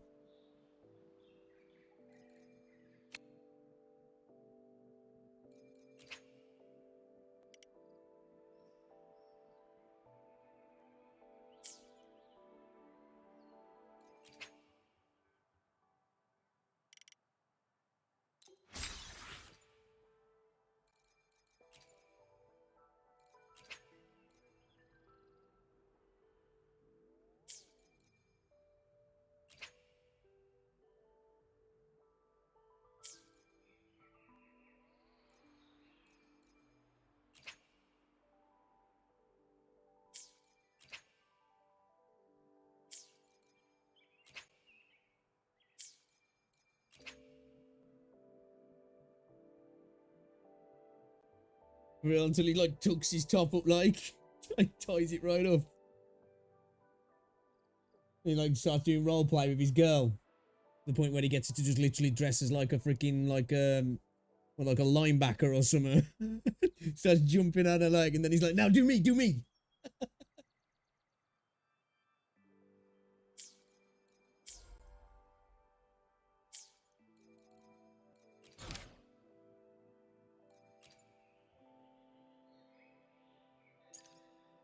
We'll do some of these tactical simulacra. So yeah, we'll be playing some Wuthering Waves tomorrow. I was gonna play some just never got around to playing it, but I'm not too mad that I didn't get much chance to play much Throne on Liberty, because like it says, I want to play the game on launch, you know. So I didn't want to play through too much because it's the same thing that I played through before, and I you know, I kind of want to enjoy that game. I know a lot of people are kind of banging on that game, but so far I had fun in the little bits I played, you know. So I kind of just want to enjoy it on launch. So yeah, It's just sad. I might have to watch this as well. Lolco live podcast. I think I might go watch this, you know, get off for tonight. I will be on in the daytime tomorrow, though, chat. So I'll be on in the daytime. Obviously, start off probably doing I think that might be the little thing we do now. You know, react to some videos, watch some stuff. It's a fun little thing to do. Gives me some content to farm for the YouTube channel. And then we'll play some video games. And then we'll probably stream tomorrow evening, but it'll be a bit later because I'm going to go swimming tomorrow when I pick Rosie up from work.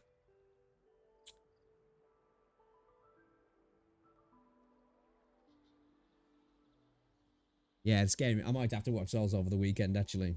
Might have to do it. So yeah, guys, thank you everybody for coming here tonight, man. I really do appreciate you. Remember, if you're watching on YouTube, be sure to drop a like on the stream. It's very much appreciated. If you haven't yet and you're watching on either, check out the videos I uploaded today. Let me know what you think. And once again, thank you to everybody who has been watching the videos, liking, commenting, sharing, whatever it is. I very much appreciate it. The videos have been doing really well just recently. And yeah, I thank you for it all. And the continued support as well, hanging out in the stream, guys. It means an absolute, you know, it means a lot, actually.